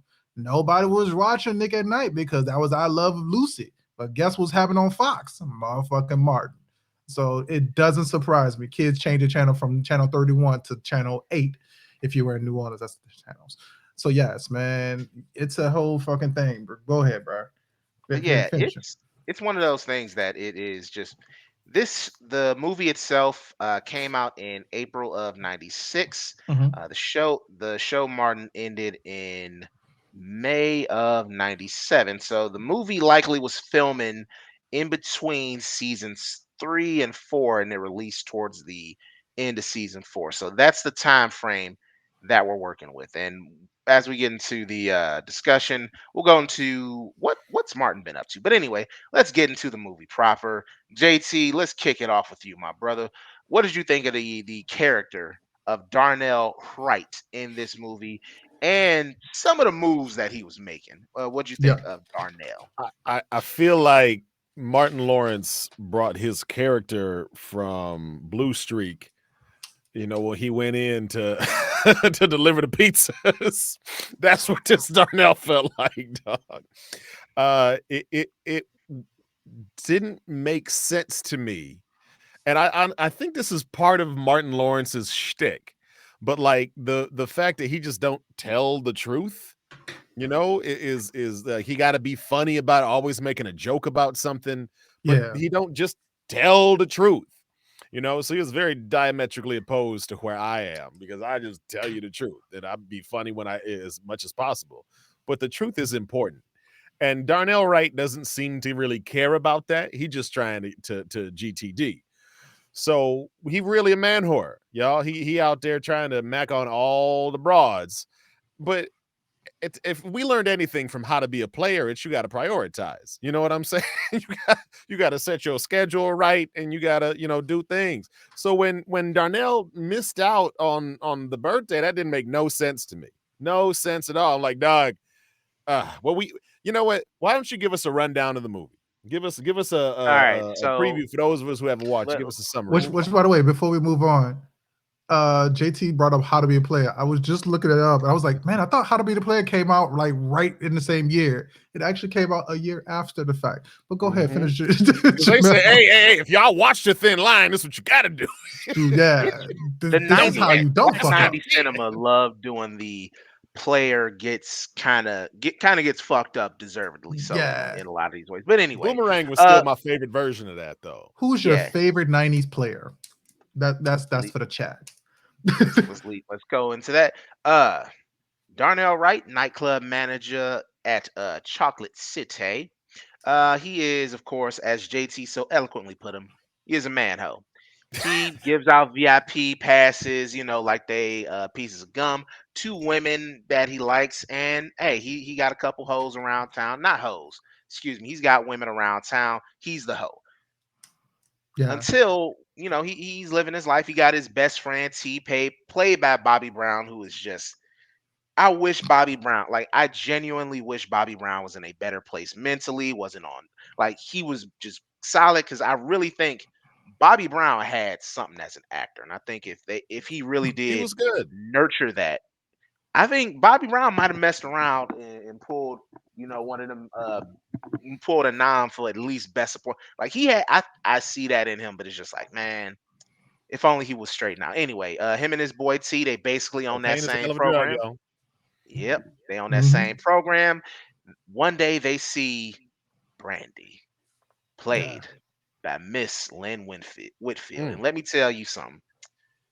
Brandy in this movie, every outfit, every costume, like it's one of them things where it's just like you use words to describe her, you really don't be using it everyday language. She looked elegant in this movie, like god damn near ravishing in this yeah, movie. And it's just like, okay, now I understand. It's one of those situations like, oh, that's a grown ass woman. And that attracted him. That more than anything. And she's again, beautiful woman, but that more than anything, I bet that vibe. and he decides to pursue her. He decides to go after her. Mhm. At the same time, the love of his life comes home. Miss Mia Williams, played by future Academy Award winner Miss Regina King. Holy shit. And let me tell you something. I slept on Regina King as a kid. I was a kid back then. I slept on her. Goddamn Regina King. But love of his life Mhm. comes home, and he's conflicted, and he pursues Mia, and he pursues Brandy at the same time, until finally he wears her down to a nub. There is one occasion where she warns him. She, just kind of shows her vulnerability, shows her trust issues, but Darnell does not pay attention to that. And his mama, we see earlier in the film, his mama, played by the legendary Della Reese, gives him a warning. Like, a nighttime of passion can cause you a whole lot of pain. And it's a thin line between love and hate. She said the thing. Lo and behold, he fucked around with the wrong one. He smashes Mia. Well, smashes Brandy, excuse me. Tells her he loves her. And that's the one rule he violated. And as JT said, one missed birthday caused a downward spiral. And we eventually see Brandy turn from regular woman to she snaps. And I'm gonna be honest with y'all. I don't know how y'all feel about this. Everything in this movie is pretty much Darnell's fault because Yep, he didn't 100%. listen to Every he single didn't part. listen Yeah. to his mama. And it's like, Mhm, I don't want to say that mhm. Brandy's a victim because that's a little too far. She did kill her husband. He was abusive to her, so it's just like, that's a gray area. But had his dick betrayed him, and his boy Smitty, the club owner who wants to bring him and TN, did warn him. So history, I'm gonna go to you. What'd you think of Lynn Whitfield as the femme fatale character, Brandy? What did you think of Brandy overall? I think that you missed one part when it came to talking about Brittany. She warmed him clearly from the Oh jump. yeah, she did. She warmed him multiple times. I know you say he said one time. She warned I him multiple. apologize. Yeah, She no, no, did. no. She let She him know. warned him. She even warned him while they were fucking that she had did this shit. That was a perfect time to be like, maybe this is not for me. I'll be But honest, that I tell probably you, wouldn't work. That if wouldn't a have worked woman like is Karen riding on the you man. and she says she killed her ex-husband or her husband, I don't know about y'all, but I'm done. Like, all right, I'm gonna head out. I'm gonna yeah, pull right out and I'm just gonna go. Ah All man. right, bye. You yeah, might have to fake like, oh wow, I finished. Okay, bye. And yeah. you gotta You leave. have Like, to. But she even or asked my him. She even asked him, "Is that okay?" And he was like, "Well, you mean if he was abusive?" And he went along with it the whole time. And I'm like, he had to go. she gave you, yeah, he had to go. You know, she Had gave to him a Let go. couple me of tell outs. y'all, this is why you date women before you sleep with them. Yeah. Because the moral of this movie is don't stick your dick in crazy. Okay. Everybody I got got a I fucked got a over. point. I got an Everybody got opinion on fucked this. over because of Darnell. Like, first How off, about this? go right ahead, history. Well, I no, did I'm not gonna mean to say cut you off. Lynn Whitfield, like, I would say that I thoroughly enjoy her as this character if it wasn't for the fact that, like, throughout her career, in a lot of ways, she played the same character in a lot of ways. But listen, So I would say that she Lynn did Whitfield is fantastic. my absolute favorite psycho bitch. She is so delicious as a crazy lady, as a Yeah. vindictive woman. She Mhm. is just I'd toss it up. exceptional at this. I would toss it up So, I between mean, her and this, and of course, you're Glenn right. Close and Fatal Attraction. Like, it's 1-2. Like, Lynn Yeah. Winfield, like, they're very good. Like, this, of course, Fatal Attraction helped inspire this, but they're very close. Like, she was fantastic as a crazy motherfucker. Yeah. But again, it's a gray area. I've But seen history's people right. call She her, got yeah, typecast as that from pretty much, from then on, you know what I'm saying? So if So you that watch that you watch and upper class stuck up black lady. Though yeah, that's kind of her lane, and she's good at it. She is very good at it. if you watch her in this, man, and then watch this movie called Napoli Ever After, it's the same fucking female. that was a The good only one. thing that she did do in Napoli Ever After, she didn't kill nobody. But like, this is the same person. And I told my wife, I said, like, the sad thing is, I watched this movie Napoli Ever After with Sanaa Lathan, And I just was like, I can't unsee that mom. But also on top of that, I mean, I seen this movie when I was younger, but like I can't unsee this mom's character as this person. I can't unsee a lot of movies where she played the same person throughout the whole time. But I mean, for that reason though, she did a fantastic fucking job in this. And this is the second movie that we reviewed with she with her in it. The other movie was Head of State, and All even right. that she did play. She played pretty much the same character, arguably. God damn. She not she wasn't crazy. I would She say wasn't crazy, but that she was was more still of her this kind of her prestige mold aspect. of upper class black woman. That's like Yeah, crazy in upper class black woman. She fits that. Like Diane Carroll back in the day kind of was in that mold. Like I'm a black woman who is above all of you yeah, Negroes. Like she had that, but Like she she she, owned the she plantation. yeah. You know what yeah, I'm saying? That's yeah. what it felt like. She You low key was on the side with she's Master doing she's something. diet Angela Bassett. We can accept that she's diet Angela Bassett. In a lot of Damn, ways, that's that's what a she mean thing to plays. say, but I it's I also don't true know if kind of accurate. she's been given the option to act in as many different roles as Angela. Everybody's like, "We need a Well, shit, crazy she bitch. won an Emmy. Get Lynn on the But if you phone." You can't, know what if I'm you saying? yeah, that's what it But feels like she's though. from Baton Rouge, Yeah, so I'm okay with saying this about her though, because Baton she's Rouge. yeah, I'm okay with my fellow Louisianian being like, I mean, listen to her as the get your bag, baby. I'm glad you're 70 years old, and you're more successful than a bunch of other people from Louisiana. Get your fucking bag, and if acting crazy, acting like Big Mama from motherfucking Alexandria or Monroe, Louisiana, is the way that you're gonna get your bag, then go for it, man. I'm not mad at it. It's just the fact that she did get typecast in a lot of roles. And a lot of those roles I can also see again, like Angela Bassett play in, but also on top of that, a lot of these roles. I mean, oh, there you go. This is the no. Did we review? I thought we reviewed Rebound. Did we Nah, we no, review? didn't. not Oh, Rebound. Oh okay, yeah, gotcha. Wendy Raquel Robinson. She has a role in here. Isn't Yeah, Rebound the basketball movie with yeah. I her and thought we Martin? reviewed that one Okay, too. no, we didn't. We've never even talked about. We've never said that word on here unless it's about basketball. But yeah, so But now we gotta go out Lynn you now. Go ahead, finish what Lynn you said. Whitfield as Brandy is she's top tier crazy, and Yeah, particularly the scene at the end where she's forcing him to apologize. And speaking, let's She foreshadow forced him something to because apologize. yeah. no, with the gun, like when they were like he was just damn a motherfucker Well, sorry, all right. I don't think I the apologize. apology might have been coerced, but he meant that shit.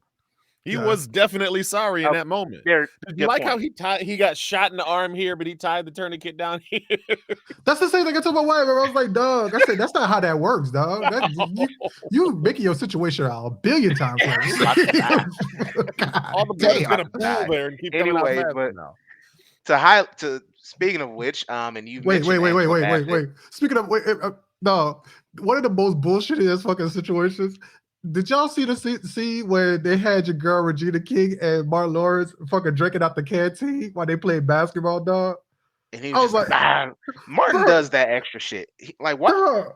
Why would The she fact have that she's Hennessy in the drinking, canteen? yeah, why is she drinking out the canteen? The idea that they made Regina King's character so fucking poor in this, she couldn't afford Jujubes candy. She got excited about that, and then she drank it out of canteen. They were I, doubling down Well, on who her said fucking she couldn't military. afford them? She just said she ain't had them for a while. yeah, that's true. I thought you were gonna point out, and this is kind of a flaw with the Duh. Mia. Like for the most part, Regina King, in my opinion, we'll talk about her next. Go ahead, yeah, keep As going. Mia, I think she's really good in this movie, specifically with her relationship with Darnell. And I think let's stick with the scene that you were on, where he asks, "Do you trust me?" And she was just like, Yeah. "I trust you to be you. I trust Darnell to be Darnell. You're gonna put money in your mama purse. You're gonna have hoes. She Mhm. trusts you to do exactly what she is." And that was the catalyst to him kind of real well, not fully because he was still shitty, but it kind of put that spark of, oh, maybe I Yeah. should change. The one part that I hated about Regina King in this one, she had no squabbles at the end of the movie where she just goes into the house and is easily taken hostage by Brandy. Yes, Brandy has a gun. Dog, you are in the military. They don't do they not train history? Like she was in Do the Air they Force. She was in She the was Air in the Air Force. Force. Enough said. Still though, but it's just like you So figure I'm gonna tell you. some I'm gonna tell you what my Chris drill Tucker sergeant got told taught us. that by Jackie Chan in Rush Hour. Like nobody taught you how to take a gun from somebody, ma'am. A So I'm gonna tell handgun you. at I'm gonna that. tell you the same thing that my drill sergeant used to say. Dog, I'm gonna only teach you enough. We gonna only teach you enough to survive a bar fight. With that, this was definitely worse than a bar fight. This was not a fucking MMA match. She definitely could have. The idea that She had like no squat. there was no military tactics in her at all, and she had to go through basic training. And that's another question I did write down. Shoot with both hands. She's a E4, E5 ranked. That means that she's been in the military for 3 to 5 years at least, right? Sure, I you said so. I think that this movie also forgets the concept of like military and what they were, especially coming from a guy who was born on a military post. So Holy I shit, you're right. he was Martin born was on he was born in fucking goddamn. Germany. God damn, he was fucked up around this time. So yeah, uh JT, what are your thoughts on some? Let's get some thoughts on some of the other characters. Yeah, For yeah. first, we'll start off with Mia. Let's get some thoughts on Mia from y'all too. I thought that the feelings of chemistry were properly demonstrated Hollywood wise. You know what I'm saying? For Martin to want to I pursue like that. Mia. I like the way you said that. Uh, I don't really think that Mia proved to be any kind of special. You know what I'm saying? Like as a character, she was just she played basketball with Martin. You know that was really the only thing. But like it was obvious that they went way back. You know, he known her since diapers and all this other stuff. So I thought that they did the history pretty good and it was pretty believable. Did they have chemistry on screen? Some, you know. I mean, the sparks wasn't flying like the 4th of July, but it was passable for the film. And so it was not entirely clear when she had Arsenio, whoever that dude, come through. Miguel Miguel A. Nunez. Nunez Yeah, Jr., yeah, yeah. She aka had Pretty Miguel Ricky, come what they through, call him. right? And he was pretty much like her dangling some competition in front of Darnell. And I thought that little, I don't think that her play was really quite clear. You know what I'm saying? And then when she was like, I just want to be friends, it really wasn't clear that she wanted Darnell. She just wanted him to act right. You know what I'm saying? And Yeah, so Yeah, I just thought she was a little underwritten, and I honestly would have preferred her to be in more scenes, to have more I, of an integral story. You know what? Why wasn't she over at the house the first time Martin went over there? You know what I'm saying? Oh, I got a surprise for you. She in the bathroom and whatever. You know, that would yeah, have that would have been just as impactful to me. You over at yeah, my mama's house. You know what I'm saying? Now, you in here. You know, that would have been something. So I think she was yeah. a little underwritten. Speaking of mamas, I love me some Delarice. Love me some Delarice. she was Bravo. excellent. Yep. All day, every day, run that Delarice. If she in a movie, run that Yeah. movie. It's probably gonna be good. At least every time. And she was sensational in the film and wasn't in it nearly enough. She was I giving agree. I'm about great to say most of practical the. advice I in the would say movie. Like she was hitting them with bars too. Yeah. I would say that like going into what you said about Mia, I would say that a lot of the females in this film, well, if not all, were underwritten. I felt like some of these women actually like Mia, I felt like she had less character development than even T or Bobby Brown's character. Like we seen kind of T go from like, oh man, I'm this player kind of like thing. We seen a lot of his shit inside of that, but it felt like Mia only had like maybe truly 10 to 15 minutes in this hour 45-minute movie of real like screen time. Outside of that, it was really just like you focused on Martin Lawrence throughout the whole time. And I get it, the perspective it was supposed to be that based off of the narration, but it really seemed like for a person to be a focal point in his life and to make him want to leave this crazy ass woman, it really felt like to me that I didn't get enough of that character. So I It agree with it you. made sense to me that the other women were underwritten because that was how little Darnell cared about them. So that Yeah, made perfect sense. But when Mia came around, I thought you needed a little showstopper, maybe a flashback. You know what I'm saying? Remember kissing under this basketball hoop right over here, the same court. You know what I'm yeah, saying? So like every time you Mhm. come here to play, which he does often, Yeah. even though that was that the when Martin Lawrence was playing in his dress shoes that didn't have double rims on it, but so it had to been a different court. Well, that's neither Yeah. here nor there. But that kind of stuff I think would have gone a long way, and you can tell this was Martin Lawrence's first movie because it really Yes. felt like a directorial debut. The Yep. the way that he jumped around from parts of the story wasn't helping to tell the story. And Yeah. when he was sitting around with T and with Earl and them, talking, and they had a conversation about basically how you treat women, how women treat you. I thought that should have been at the beginning of the movie instead of him jumping out into the pool. No, you wondering how I I got here agree. today, and then they didn't even That's start that day. it's the lazy ass thing. The thing that, yeah, that felt like a first time. Boy, so A lot of you fucking movies wondering do how that I got though. here. Yeah, a Even lot of movies by use that. experienced directors, and that's kind of it's a lazy trope at this point. Also, narration in hood movies is common. It's common as hell too. And I how did it hated that start? shit. Some narration. I It didn't hate need fucking to be that narration. way. When you have narration, then in my opinion, the narration need to be the stuff that you didn't show me to set up the film. You know what I'm saying? Like, I get up every day and I go, mac on these da da da da da. Okay.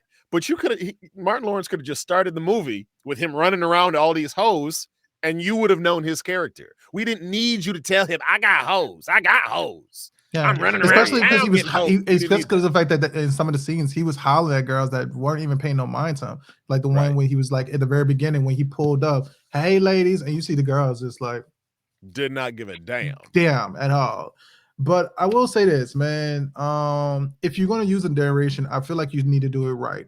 And I want to think about one of the best movies that did a really good job by keeping the narration throughout the whole film is actually the movie The Sandlot, because you kept constantly understanding what was narration is supposed to be for It the was purpose it of was a character understanding what telling you the story. exactly what's the purpose of the story and where their mindset was at.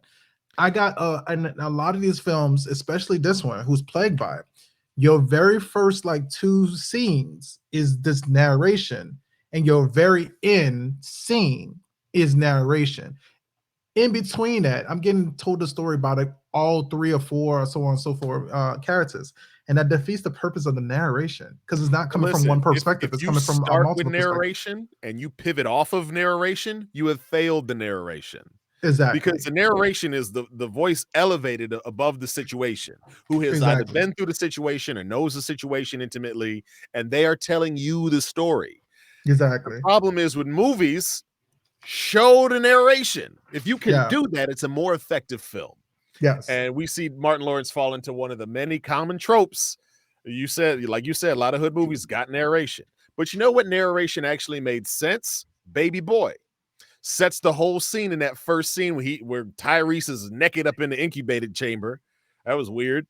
But Mhm. he's talking about, what's a man call his girl? Mama. What's he call his house? The crib, Mhm. talking about these things that's in a vernacular that Mhm. sets the tone for Baby Boy.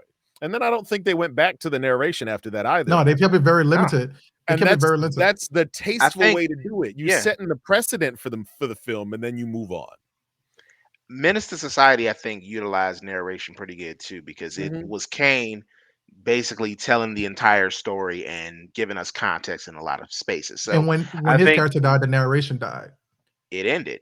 Like Yeah, if it's utilized properly, Lord, uh, properly.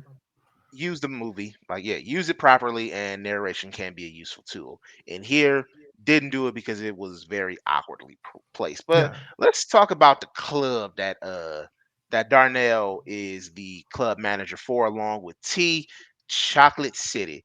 Is that a New spot that Jersey? either uh I think it's in I think they're in DC for this one, because I think that's where Martin claimed. So, would is that a spot that y'all would ever go to, like when y'all were in your single days, or even just a night out with the wife? Like, let's go to Chocolate City for a little while. They had a Is pool that a table spot that there. y'all would go?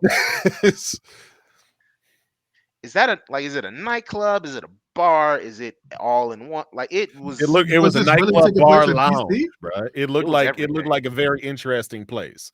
But Did one it of the really? things that I didn't get was the VIP, how it was just a table over there.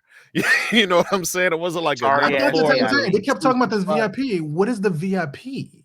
They never We made. never got to see that because there wasn't one. Yeah, It why was just why a nice. He should have been like, "Come on to my club, I'll get you on the list," and then why he would have Tyler been like, listeners getting upset about this? because back in my Bro, day, we would get a flyer for the party. You know what I'm Yeah, saying? You get your little 4x3 or whatever the card was, and that was your flyer. You would have promoters come out, they would hand you this flyer. You would have some modeler who may or may not actually be at the party. And then later on in the show, we see T over there, macking on all these women, trying to get them, some dancers, some go-go's up in here for ladies' night. That didn't make no sense to me. He was putting go-go dancers up for ladies' night. I got the shirtless dude who was dancing with the girl when Tiny Listener was going crazy, but that other stuff didn't make no sense to me. But yes. again, yeah, I think all of this is just bad world building on the director's part.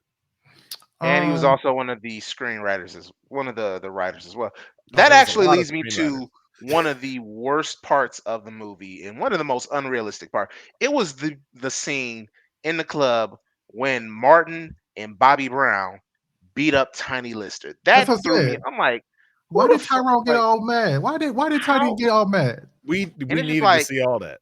even drunk, I would not put those two dudes in a handicap match against Debo because I'm like, Debo would crush them, and it's just like, dog, what are we doing here? Like, Yeah, what are we even doing here? That was Martin Lawrence that with was his the most. foot tinier self come up in here and stick him in the He face, is and that really did Martin some Lawrence damage. Okay, is okay. fucking.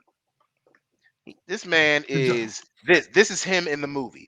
This is his skinny ass head. This is his skinny ass body in the fucking movie, and you gonna tell me he gonna beat Debo? All right, he's the writer and the director of the movie. So yeah. let's get on He's the to, writer, director, executive producer of the movie, bro. and of Of course the Uh, course, he star. was the one who threw the hands, Yeah, yeah. and And really, it he the should have one who just got been. him down. But like that whole I'm scene saying, was pointless anyway, and yeah, all it was for Mia to come back up and ask him if he's okay for him to reject her. It didn't. I It will. it could have been and done for any other way. and why did he reject? And that's another part of the scene is the fact of why did he reject her, especially when she Because over Chicken when he King was over there. yeah. But yeah, I'm about to say, and also that's another thing too, because he overheard her say that I want to be just friends with Chicken King. I'm sorry, we gonna respect that man, Reggie. Chicken boy. Reggie, yeah, we gonna respect He Reggie. gonna hook you Reggie, up with the chicken biscuit yeah, dinner. I yeah. will say this, and I do want to put a little respect on Martin Ames. He actually he has boxing experience. He actually was a Golden Gloves contender back in his youth. So You it's didn't get that believable from the that he can character knock a though. nigga out. He can knock You a don't nigga get that out. from that character. But yeah, that's You don't think that Arnold this Schwarzenegger in tiny ass. motherfucking you don't think Arnold Schwarzenegger in what's it called, a Jingle All the Way is motherfucking commando instantly because of the fact that he was in one Predator movie. You know what I mean? Like you don't think that shit. So like and there's another thing too about this film is the fact of like going into the world building. He's supposed to know everybody in this town, right? He said that about the whole situation about the sister dating some dude. He knows everybody in this town. How the fuck did he not know who Reggie was? How did he not Chicken know? biscuit king. How did he not know who Reggie was? How did he not know who any of Because those? he was above his pay grade. Yeah, Yeah, that's a true. lot. Reggie I was mean, Martin was a dude from the hood. He was a couple blocks over from Ice Cube from Friday. That's why Tiny was at the club. Oh my gosh. And so so I you honestly, saying it that would have been funny if he would have dropped a little, come on, Tiny, little guy or something like that. Uh, That would have been pretty funny little callback. so oh man. But Debo cleaned up for a Joanna night Man over there, there, went out. what do y'all think about Joanna Man's his little threat Goddamn. to Mia?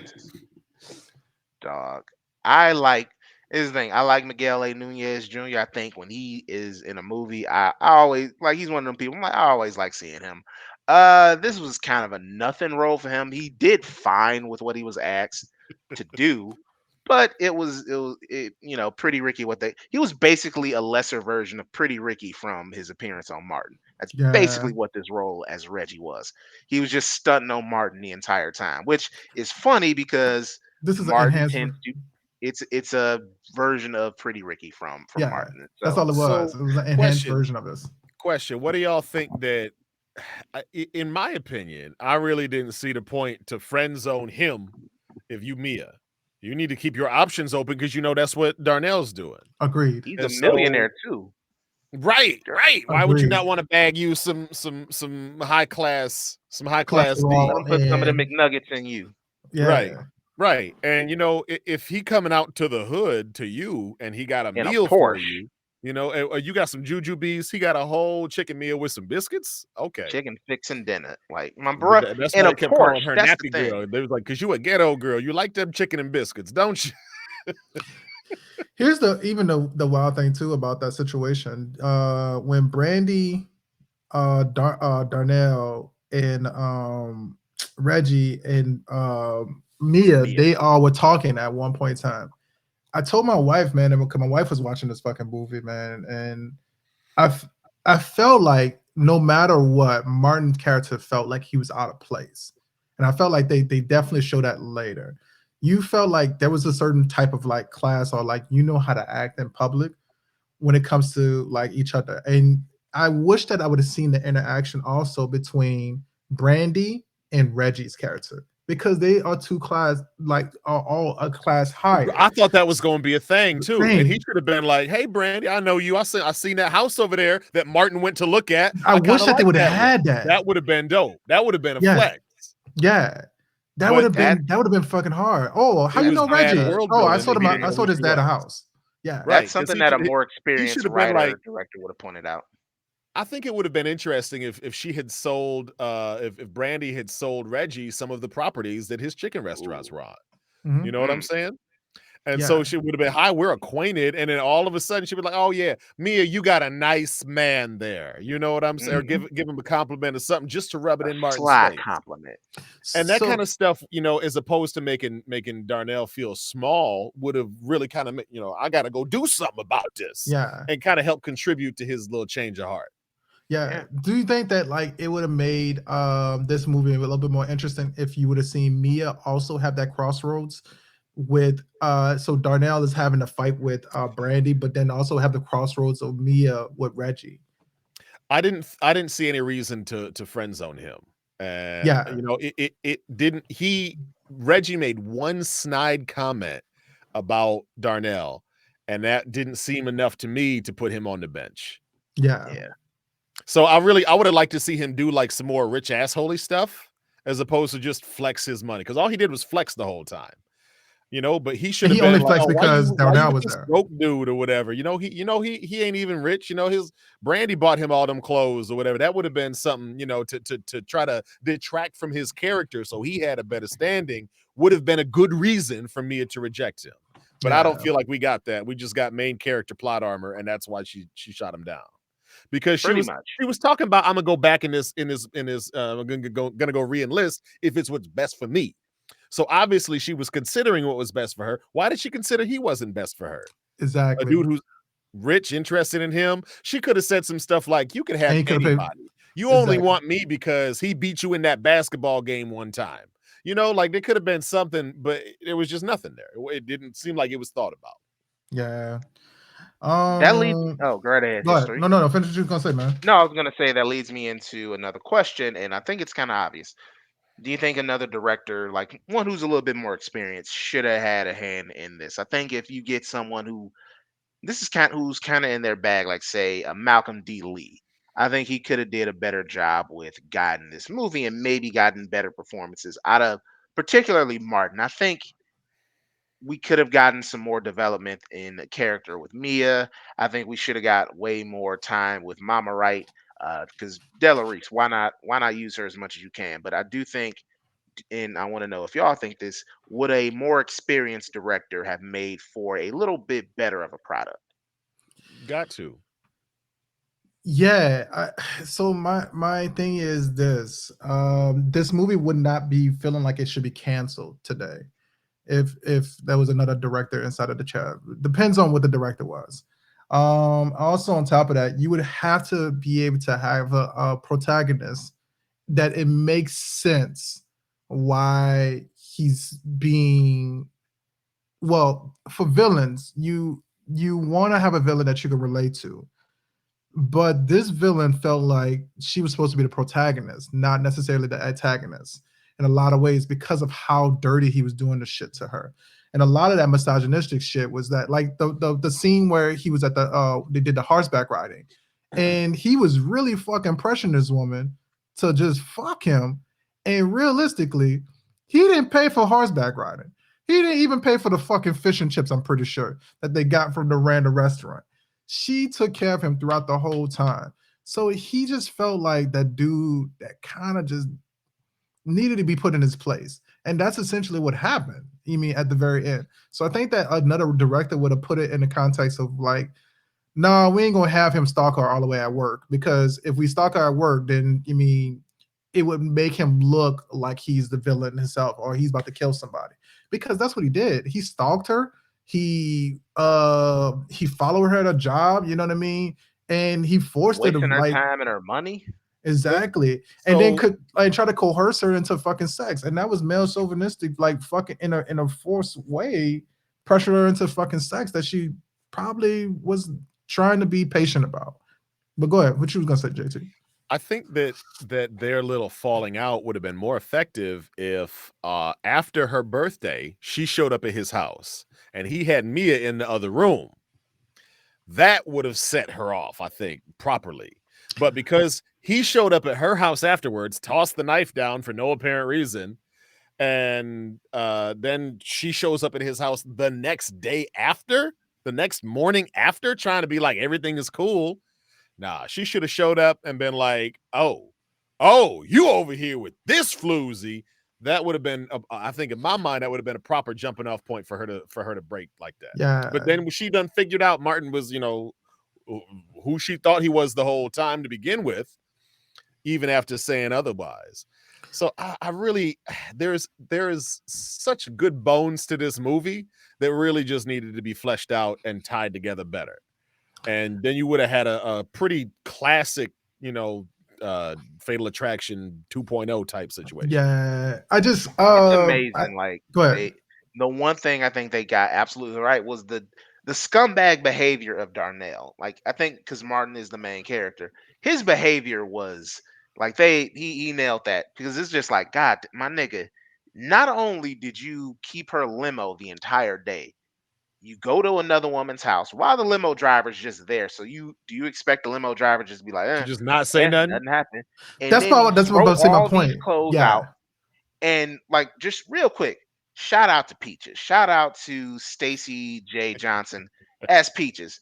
Every woman, and I hope that history, I hope your daughter has a friend or a cousin who was like Peaches. Because Peaches was always looking out for Mia. She knew Darnell was not shit. She knew Darnell was on some bullshit. She did not want her cousin to be treated like one of his hoes.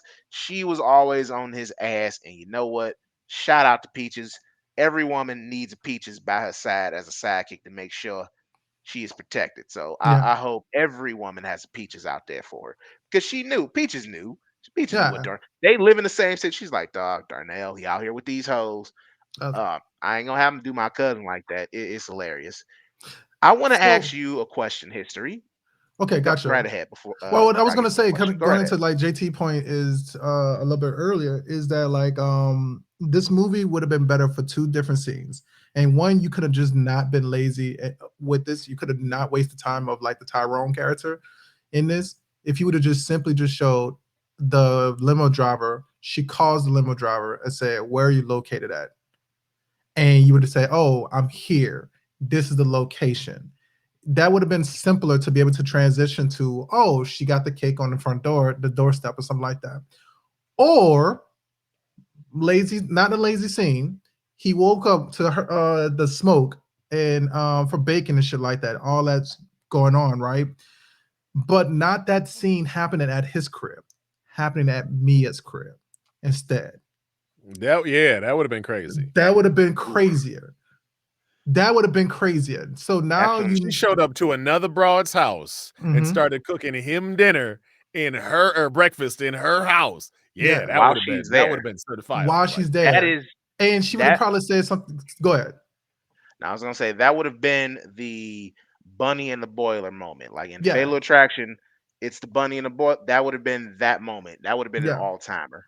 yeah. You had it right there. All you had to do was just put it in the right place. I just felt like this when it came to scenes like that, it felt like, you know how when you're about to start doing a puzzle, and you realize that you just constantly are putting a corner piece in the middle of the motherfucking puzzle. That's what it feels like. And you're trying to stretch something that just did not fit the whole time. But go ahead, Jamel, man. What's your next question about this? Or what's So some facts yeah, about this? one of the let's get back to the home life of the Wright family of Mama Wright, Erica Wright, played by Melinda Williams. The second movie of hers that we've Yep. done this year after The Wood, and of course Darnell Wright. A big part is, and it's something that I think we've heard either from our cousins or friends or people just generally hearing.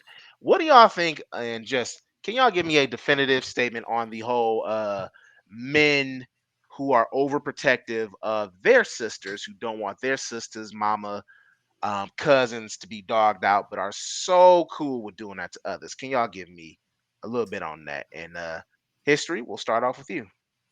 Oh man, I feel like you're doing it for a particular reason. I mean, you have a human that you raised, that you helped co-produce. That's the Yeah, best way. You co-produced the human. So I want you, as a father, as a husband, both of y'all, go ahead and give those thoughts. What do y'all think genuinely generally of that thought process that a lot of dudes seem to have? I Where think it's you have. I go think right ahead. that you have to practice what you preach. No, very big quote from my man's Barry White. You have to practice what you preach when it comes to that. I think that his character being overprotective of something when you clearly the mom has said some shit to him, clearly the sister and everybody else called him out on it. I think that is it was kind of fucking wild, especially, but it was well deserved because the character did the I don't know the boyfriend's name who came up to pick up Erica. I don't know the boy name, but he came to pick up the Erica, and he said, "Oh yeah, my brother is back there with like 50 butt naked hoes. I would have stayed there, but I had to come over here." If you would have never said some wild ass shit like that, man, I'm pretty sure if Martin would have did the same scene without that being said, it would have made sense. But the scene was justified because of the fact that he did just basically say, "I would have stayed with 50 butt naked chicks, but I came here for this one girl." So they would have I'm moments nothing like like my that. brother though. I'm not like my brother though, but yet and still, you just said that. I mean, this is just kind of wild. So you solidify what Darnell was And we never got feeling. any closure on that whole thing. So Melinda Williams is played by Erica, or excuse me, Erica Wright is played by Melinda Williams, Yes, who we done saw from The Wood, playing a 15-year-old, even though she was about 26 at the time, all yeah, because she's flat chested. So that she was really kind of a she didn't matter that much, in all honesty. She was no, there, but relatively unimpactful. You could have got rid of her in a movie A and just plot point, saved 5 minutes of screen time. That's about it. yeah, you could have gone without or having her. given 5 minutes to you could have gave it that extra 5 minutes to Mia. You could have gave. I'm gonna be honest with you, and we're gonna talk about him next. You could have gave a little bit more time to Bobby Brown as T, like instead of focusing on her and the whole prom subplot. But I think it's necessary to kind of highlight the hypocrisy that he's showing because it's cool for him to do that, but it's not cool for someone to do that to somebody that he's close Yeah. to. Yeah. I just felt like this movie fucking knocked itself down on his ass a lot of times, man. It wasn't even just the fucking fact of calling him a hypocrite. It was a lot of fucking characters. Just it didn't feel right. I mean, for a lot of the language and the conversations between him. Because the mom said that, like, "Oh, I know that you didn't beat that woman. I raised you right." But then you're okay with him just going around and running through these women without a fucking problem. So, like, there was some moments like that, man, that you just felt like it was a Sorry. hypocrisy to it. So I think that the movie itself was a hypocrite of itself. I think that a All lot of right, so people look at themselves and they don't see themselves in certain situations. It's unfortunate, and I don't. Yeah. It's either a lack of maturity or a lack of lateral thinking. But you got Hmm. to be able to take yourself out of the situation, scan the situation, Then put yourself back in a situation and rescan. We call this Batmaning because that's how Batman would do it. He'd take himself out of the equation, no emotion, no nothing, just look at the facts, put himself back in. Now everything can be subjective. And it's I think the whole point was Martin loves his sister. He does love the women in his life, but he don't love these hoes. And I think you could have gotten that point across easy enough without really even bringing the sister up altogether. It was really see the only debate about when you say that he doesn't love these hoes is like you got your girl who worked at the hair shop.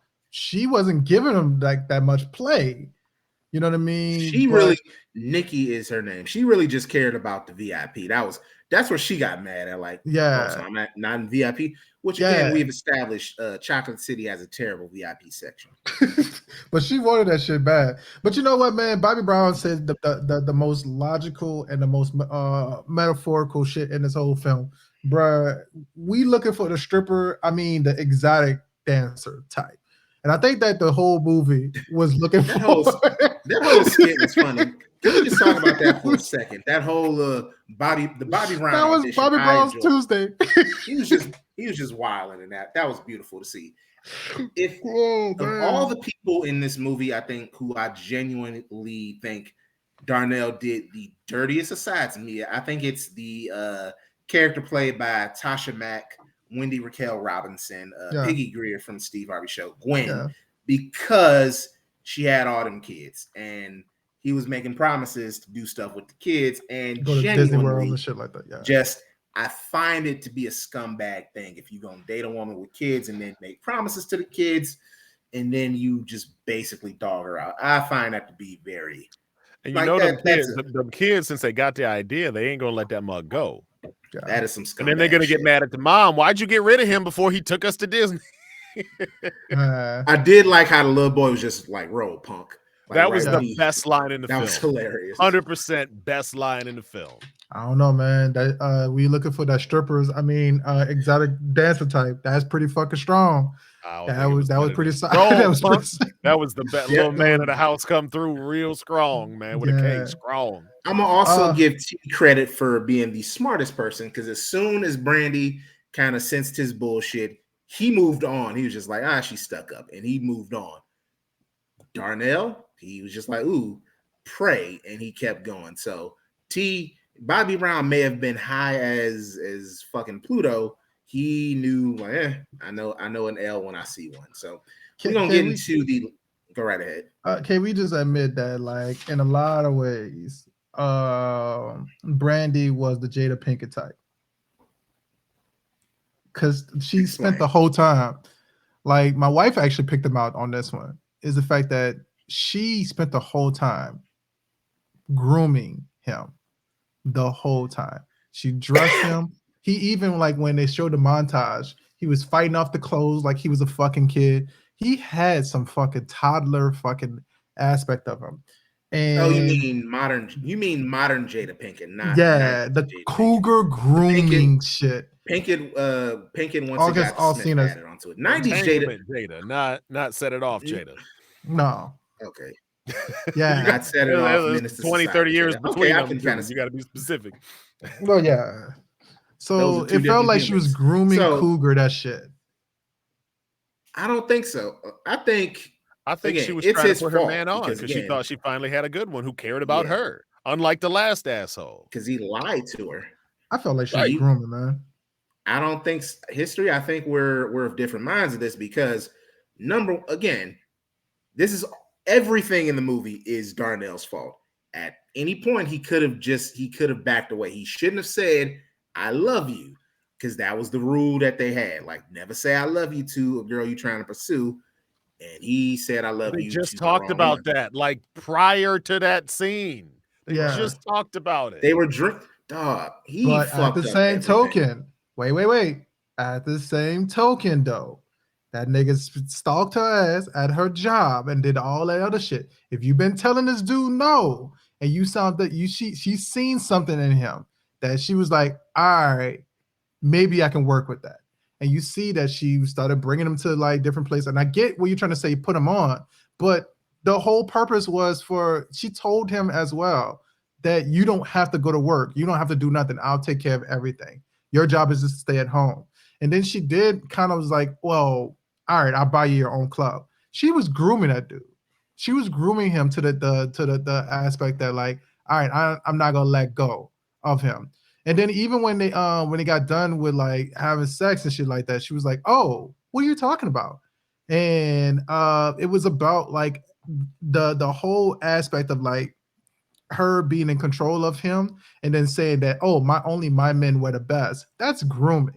That's being able to tailor him into the position that she wanted to actually put. I don't think that grooming means the same thing here. She not taking a baby. She's taking a person and just trying to dress him nicely. That I mean, it's literal grooming, not figurative grooming.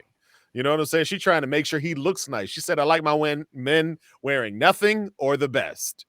So I'm gonna go take you to these expensive clothes shops and give you some stuff." Ain't nothing about that but a boss woman flexing. You know what I'm saying? It didn't feel like she trying to be like, "Oh, come here, puppet." You know, oh, come here, She kitten. did though. You She know did what it I'm a couple of saying? times though. I don't think she was. I I thought it think was it's passable. non-Jada because he was perfectly healthy. Well, in the movie he was. He in the movie he was in real life. Yeah. We'll get to that in a second. So I want to get Well, one last thing before we get into the some final bits of yeah. the movie.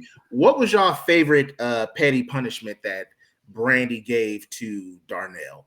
For me, and I think it might be the best one. It's when she fucked his car up outside the police station. Wow, How? just took everything. How did she How? do that? I need None to of us. understand how that happened. That is some crazy shit, but that's my favorite. What about what will be yours? What will be one of y'all's? JT? That was definitely it. But how did she burn and flood the club at the same time? I need to know. So And give us smoke damage, water damage, fire damage, and then something else he said he no, it was got. just them three. So yeah, like how did she do that with people being inside of the motherfucker while she's Exactly. I waiting for need him to at the crib? know because she How? turned into a super villain real quick. And Quick. that shit made no sense. I could That understand she villain was stalking him. origin. How'd your little date go? Y'all look cute. I could get that. But Yeah. how did she fuck the car up outside of the pig shop? That didn't make no sense Yeah. to me. It's hilarious. She took everything, Yeah. and then then when he got in the car, she's like, I can't go nowhere. That shit. I'm like, okay, Martin got he was able to get some jokes off. Yeah. Another contender, and for me, one of my absolute favorite scenes is the confrontation between Mama Wright and and Brandy, where she's like, "Hi, Mom," and he kicked her car. Like, what if I kick your shit? And the mama was just like, I bust your head, I bust the last little brains out of her head. Like, yo, Oh my god. that's beautiful. History. What about you? What's your favorite petty punishment? I think Oh that shit, I Della think Reese from Detroit. Hell yeah. yeah. Go right You ahead. already know. I think we covered a lot of them, man. That Genjutsu. Yeah, that's pretty much it. I think that Reggie is the one that suffered the most out of everybody in this motherfucking movie, unfortunately. He dodged the bullet, to be quite honest with you. Like, I think if they sucked it up and it somehow became a four-way entanglement, Reggie probably would have got some shrapnel. And I'm like, he'll find. Oh no, not Reggie. Smitty suffers. Dog, Smitty suffered I've the been in most. this business 15 years and ain't nothing like that happened to him. And his mom was like, I've been living there 45 years. Ain't no shit like this happened to me. Yeah. And like But that's again, exactly to your point. It's all Darnell's fault. yeah. And that was one of the Innocent biggest, people. I think, reoccurring things that we got to understand is when you sleep around, if you don't put the proper value on these people, then they will exact their value back out of your ass. And that's what we saw happen to him. And that's why it was funny. It was basically Brandy was a grenade, and lots of people around him were getting shrapnel. Like Smitty, he was just beside he warned him too. He's just like, dog, older you get, the better your brain is and the better decisions your dick makes. And he was just like, no, my dick ain't that old, Smitty. And it's like, all right, young boy. Wow. So Jamel, explain to the people, man, what's our rating system for this for films? Well, one last thing, and I do think let's dip into what Martin was up to IRL around this time. So we're here in 1996. A couple months before this, Martin, he actually got married to a former Miss Virginia, Patricia Southall, and he had a little girl in January of 1996, although they got divorced in 1997. In 1995, Martin was, let's just say Martin was kind of wilding in real life. Some things were going bad. Martin, on the set of this film in July of 95, he had kind of a violent outburst, and he ended up being hospitalized in Cedars-Sinai in 1996, so like a month after this movie came out. And this is probably one of the more famous, like, celebrity, holy shit, what's going on with this person moments. In the middle of an intersection in Los Angeles, he was erratic, waving around a pistol, saying they're trying to kill me. And he ended up being hospitalized for a while. And he got probation on that. But Martin was going through some things. And also, following this, the whole thing with Tisha Campbell happened, where Tisha Campbell filed a lawsuit against him for sexual harassment. And that basically led to the end of Martin. So, yeah, not the funnest times. Basically, this kind of led to a little bit of a downturn for Martin in his personal life, as well as his professional life, because Martin, of course, will end the next year. But this movie, made on a budget of $8 million, grossed $34.8 million at the box office. So moderate success, pretty moderate success. 4.5 times ain't bad. Yeah. Its reception, however, critically was not. This movie currently has a 15% rating on Rotten Tomatoes. Now, as I always say, that's not always a good indicator, but remember, yeah. Rotten Tomatoes is just an average of the good reviews to bad reviews. Mm-hmm. So if somebody rates this mug 3 or whatever, it's not fresh. It need to be a 4 or 5 out of 5 to be fresh, and so they'll rate that as bad. So Rotten Tomatoes is not exactly, it's more like 15% of people really liked it. Yeah, that's how it really is. Not it is a 15 on Metacritic. That's very different. Very, very different. And finally, the soundtrack had a lot of heat on it. There was some heat on the soundtrack from a lot of different artists. You got H-Town, you got Adina Howard, who most famous for the song "Freak Like Me." So search that up. It's a pretty dope song. Roger Troutman of Zapp and Roger fame.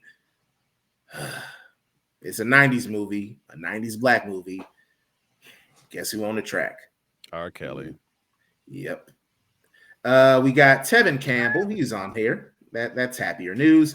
Eric Benet, the man who is most famous for some reason cheating on Halle Berry and just dumbass, but very good singer. And of course, Brown Sugar by D'Angelo is on here, and that is a classic. That is a certified classic. So search up the soundtrack. It'll get things going, but beware of the R. Kelly pill that's going to come.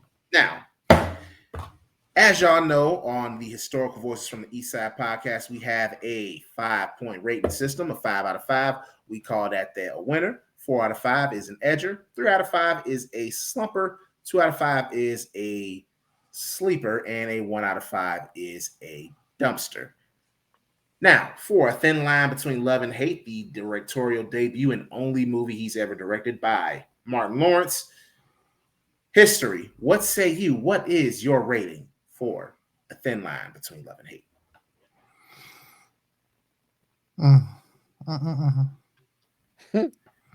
No, that first one was right, bro. Just out with it.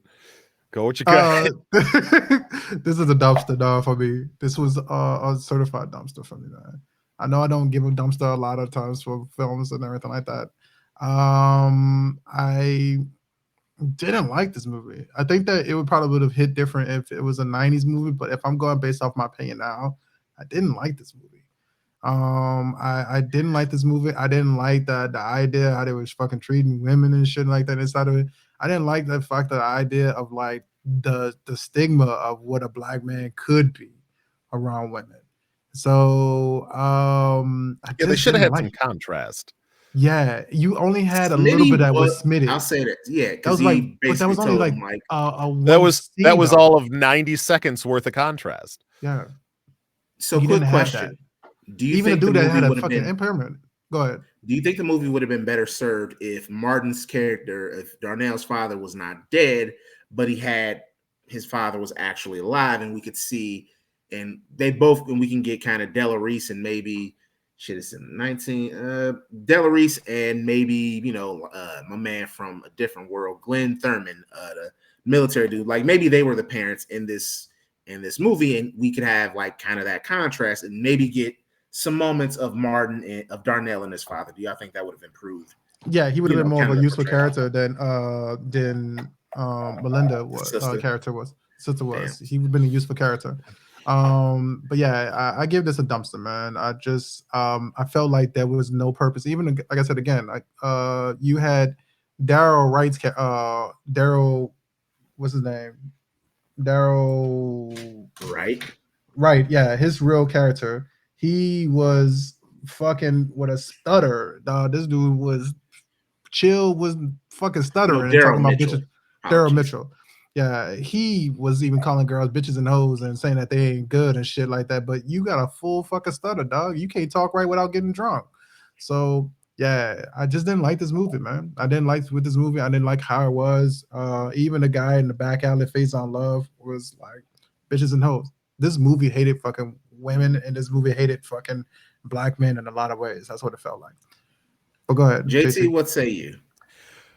Listen, I'm gonna give this movie a slumper based solely on the powerhouse performance of Lynn Whitfield. Ooh. Other than that, this movie is a sleeper. And the problem with this movie is Martin Lawrence is the only one allowed to make any jokes. So if I think if he would have wrote for other people, you got a lot of other funny people in there too. But for real, he was the only one that had any kind of comedy with him, apart from T's little audition scene. Other than that, I mean, the movie is juvenile in its vision. I think that Martin Lawrence, it's a shame this is the only movie he directed. And I think Hollywood just looked at him like, oh, obviously you don't know how to direct none. You know what I'm saying? Because I would have liked to see Martin Lawrence get better and become a good, director of movies and really just write for other people than himself. But to me, the movie was a sleeper. Lynn Whitfield made it a slumper just single-handedly because I do enjoy her crazy. Yeah. I posted on Facebook and I gave the movie an edger.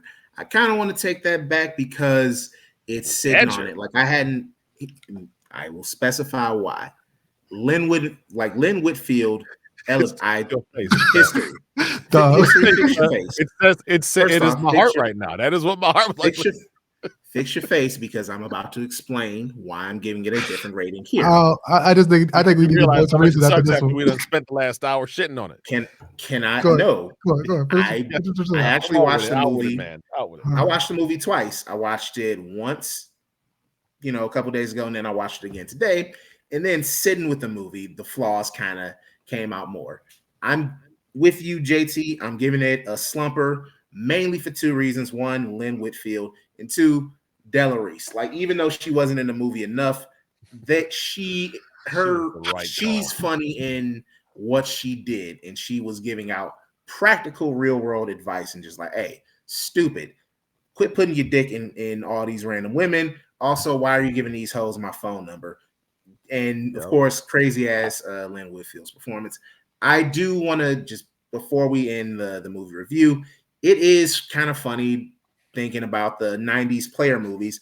And this really was trying to be Martin's version of maybe Boomerang, or it was basically Boomerang and Fatal Attraction did the fusion dance from Dragon Ball Z. And it's also his directorial debut. Fat Go Tanks. They were Veku, basically. And then it's also his debut as a director, and you contrast that to Eddie Murphy, whose directorial debut was Harlem Nights, it was kind of critically panned back in the day, but now you go back and watch it, Harlem Nights, it slaps. Harlem Nights is that also with Della Reese in it. And so it's one of those things where it's like, it kind of hammered home that, Martin he's not going to get quite to be what Eddie Murphy was. And it's just, like, he could have been, but he made, like, Eddie was a lot better in the selecting of the movies on the Ah, front end. Martin was just not as good at that point. And so I yeah. think it's just an interesting thing to kind of think about the parallels between those two. But history, that is going to be a wrap on the movie review segment for this week. Next week, we are doing another 90s classic. It is a musical biopic about one of the most famous musicians of all time. And of course, her old partner, the Ike and Tina Turner review. It is What's Love Got to Do with It? I cannot wait to revisit this movie.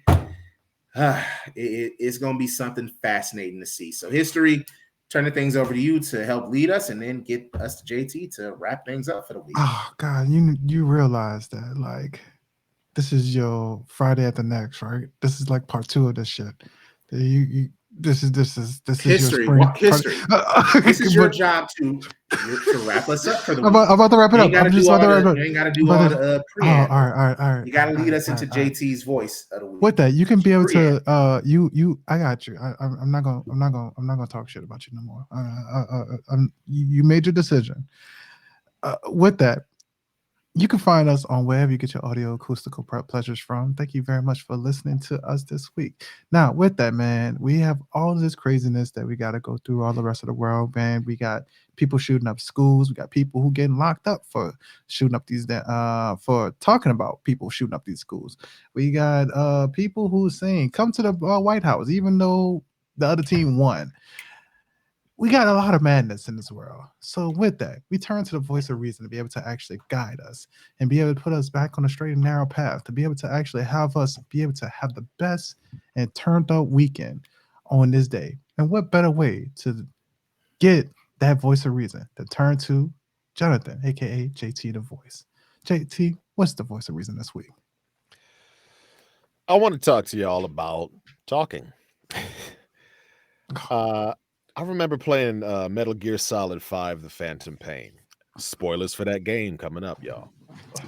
The idea of that game was one of the characters is infected with a parasite that sits in your voice box, and these worms will activate and kill you if you speak the language they are programmed to react to. In this case, the language was English. And the idea of this was if you want to erase a civilization, you have to erase their language. I recently got on this train of thought because I watched an interview with Miss Erica Badu. And in the interview, I learned that she was the one who first was said stay woke back in 1990 and 8. And it was a long time ago, right around when this movie was coming out.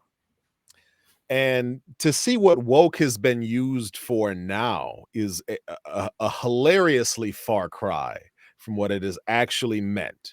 When Childish Gambino said stay woke on the Grammys just a couple of years ago, to see what, some certain politicians have been using to say what woke is. These are not the same definitions. And what is happening is the language that we use, the vernacular that we use is being co-opted and is being perverted and is being considered a bad thing. To be woke is to be aware of what is around you. Is the sufferings of others are included in that. How your actions affect other people are included in being woke. And I've had people that have been praying for the great awakening for years, and then when woke comes around, all of a sudden they got a problem with it. This is literally what you've been asking for. People to be aware of what's happening, and then you refuse it. This makes no sense to me. But one of the things that I figured out, y'all, is our language is what's under attack. When you talk to other people, what really matters is that you speak in the language called love. So make sure whatever you're communicating with people, you do it out of a place of love. I guarantee it will make you easier to understand. Thanks for tuning in, y'all. Make sure to keep your language tight. And thanks for watching. Come tune in next week when we talk about what's love got to do with it, because this month it's all about what's love got to do with. Next month, too. I'm really excited. Have a good night, y'all.